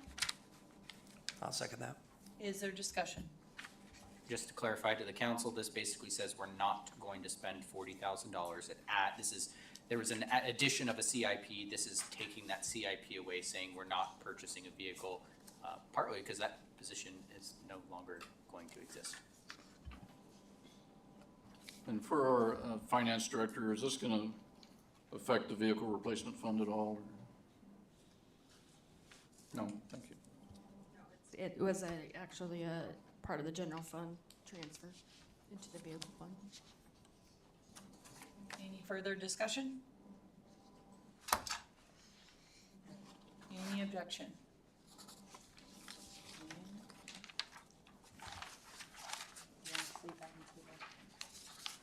Oh, yes, sorry. Yep, I'm falling down on the job. Amendment number 41, which removes the vehicle for the position that was just removed, $40,000 decrease in CIP passes. No objection. So we are on to amendment number 42, dispatch. Do we have a motion?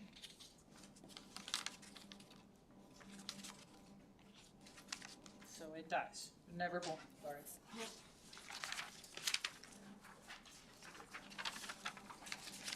So now we are on amendment number 42 for the Public Safety Patrol, and this is removal of one police officer. Do we have a motion? Graham moves 42. 42, okay. Do we have a second? Seconded. Do we have discussion? So, like I was talking about earlier, you know, we're looking for a total increase of 2 patrol officers, but we have 2 amendments to do that. So I'm gonna vote in favor of this one here where we're not adding 1, but I will not vote in favor of another one. So essentially, I'd like to see us add 1 patrol officer, not 2. So, Madam Clerk, that means I'm voting yes on this? Yep, or if no, there's no objection, we won't do a roll call or whatever the Okay. council's comfortable with. Thank you. Is there any further discussion? Is there objection? Hearing none. None, amendment number 42 passes, which removes 1 proposed patrol officer from the budget. So help me out, clerk, this next one, So do we just not born? Yep. Unless somebody wants to remove the other one, I recommend just skipping over this. So on to amendment number 43, is that correct? For roads and airport, is there a motion?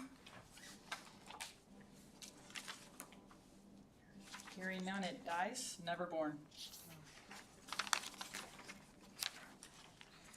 Okay, number 43. On to the sewer, is there a motion? Hearing none. It was never born. So just to recap, because it's getting late, so what we did was we approved out of the positions requested, tonight we approved a dispatch position, a patrol officer, a public works, roads and airport, and a collection system operations and maintenance. Is that correct? Yep. Madam Deputy Mayor, can we back up 1 second? The one that we just did for the removal of Road Tech 1, wasn't that we're not really removing anybody? This is just because somebody moved up into a different position? We're not. We were adding one, but this one is for removal. We added one in the budget proposal, this was proposing to remove that. Okay, so this is what you had proposed to do. Correct. So we needed to vote yes on this if we're gonna agree with this, because we. No. No. No. Vote yes would have ended the roads tech 1. So not even having a motion on this means the road tech 1 is still in the budget. Okay, so that's one that we wanted to die then. Okay, thank you. It was never born, remember? To make sure. So I'm sure we weren't looking at that wrong, but it was just me. So again, to recap, so everybody's clear, correct me if I'm wrong. The city council has approved funding for a dispatcher position, a public safety patrol officer, 1, a roads and airport position, and a collection system operations treatment person, maintenance person, 1. Total is 4. Total 4. Total 4. Now where do we go? Madam Deputy Mayor, I move that we postpone ordinance serial number 2525 to the next regular city council meeting on June 9th. Graham seconds.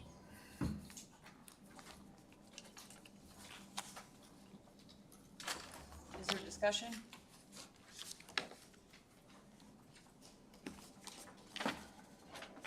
Hearing none.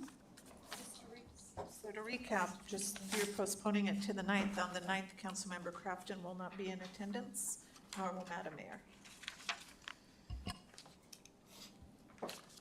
And for that meeting on the 9th, Madam Clerk, will we be able to have a recap of what amendments were approved? Yes, the finance director and I would be happy to do that. Thank you.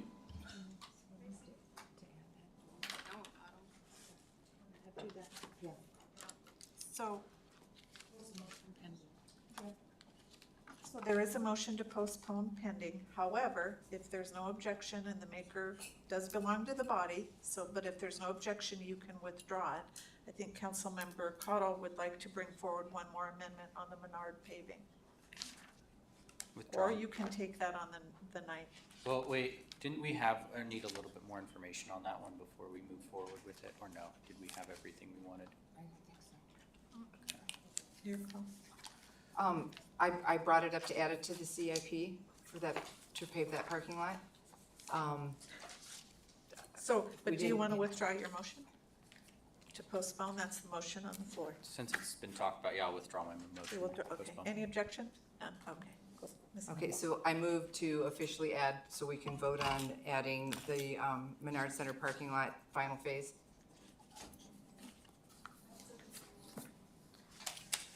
Is there a second? Graham will second then. Is there discussion? Is there an amendment number? It's an Amendment number amendment, it's adding a CIP. It is an amendment. It's an amendment still. 44? 43? I have 43. It's 43.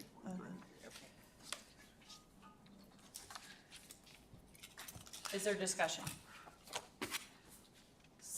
I'm gonna agree with Ms. Cottle on this one, that,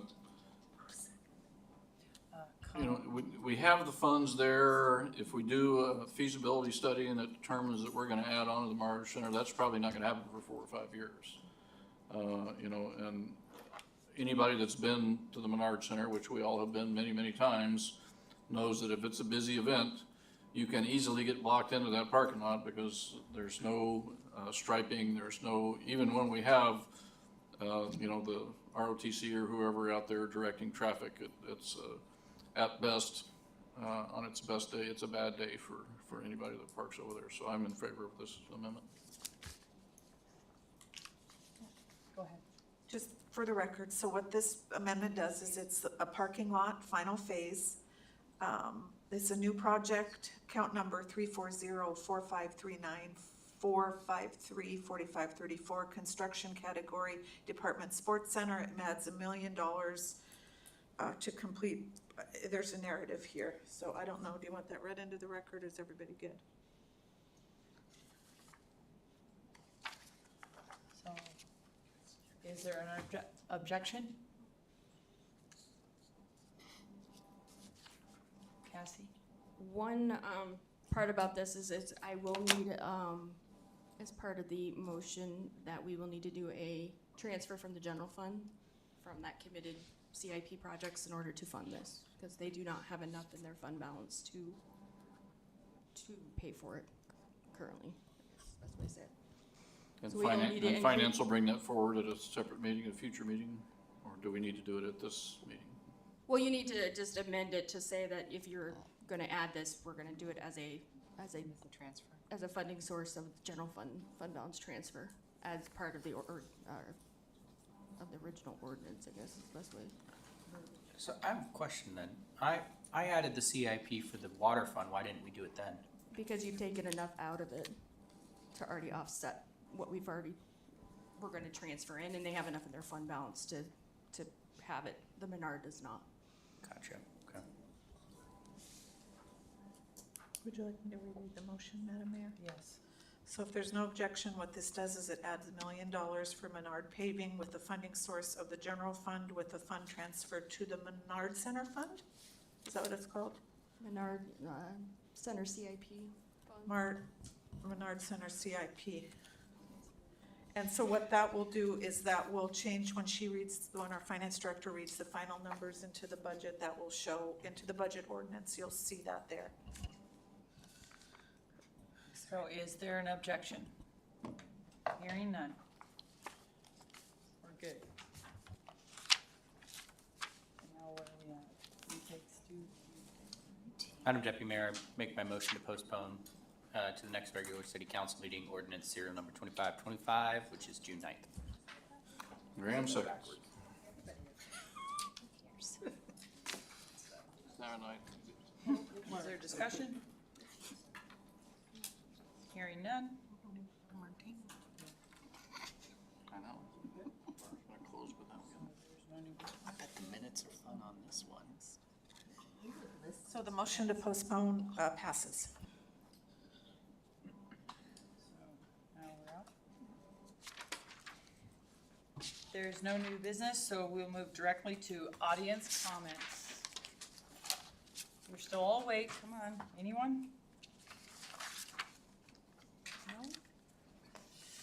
Seeing no one, we'll bring it back to the dais, and we'll start with Madam Clerk. We'll see you on June 9th. Graham? Thank you, Madam Deputy Mayor.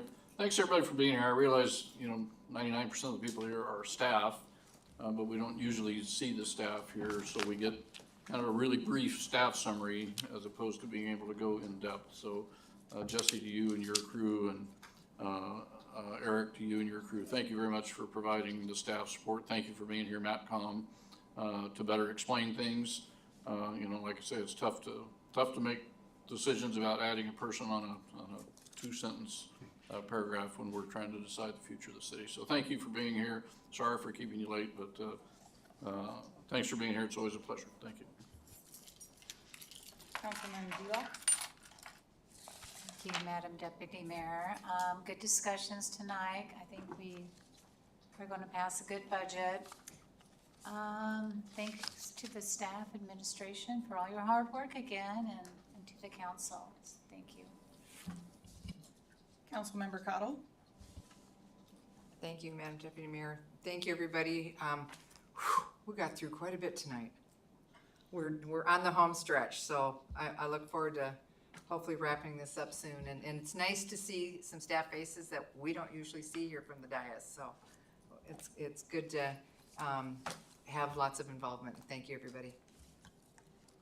Councilmember Schmidt? Yeah, I agree. Thank you, everyone, for being here. I want to especially thank Jesse because I was leaning toward not passing that strategy plan for the Wonderland Playground, and I'm so glad you were here to explain it a little bit better for us all. Thank you. Appreciate you. Councilmember Crafton? Thank you, Madam Deputy Mayor.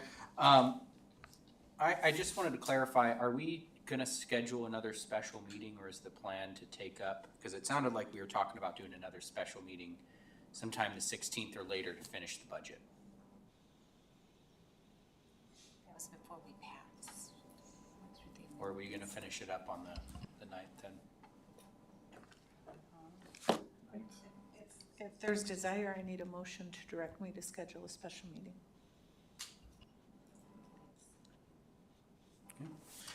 Thank you guys for being here. I appreciate you. Again, I think the additional comments from the staff really help make a difference to us. Again, we don't get to hear from you guys all the time, so it's really appreciated.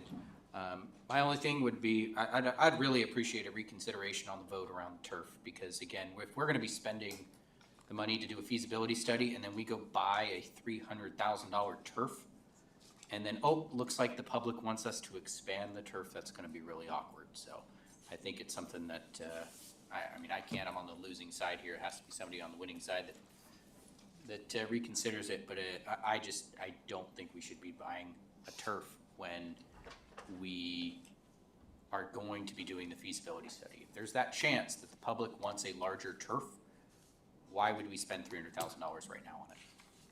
So with that, just a reminder, I won't be here the 9th. I'll try and call in, but no promises. It'll be 10 o'clock. I literally land in DC at 9:59 DC time. So I'll hopefully try and call in, but no promises. Thank you all. Thank you. Thank you to staff. It is late, and we are a team, and we kind of hash it out. Thank you for bearing with me too tonight, filling in for Mayor Ledford. I don't know if it's just the hot seat here, but it is super hot in here, like BTUs that you guys are putting off. It's making us all sweat, I think. But all in all, great meeting, and we will be back here on the 9th. Thank you. Meeting is adjourned at 9:51.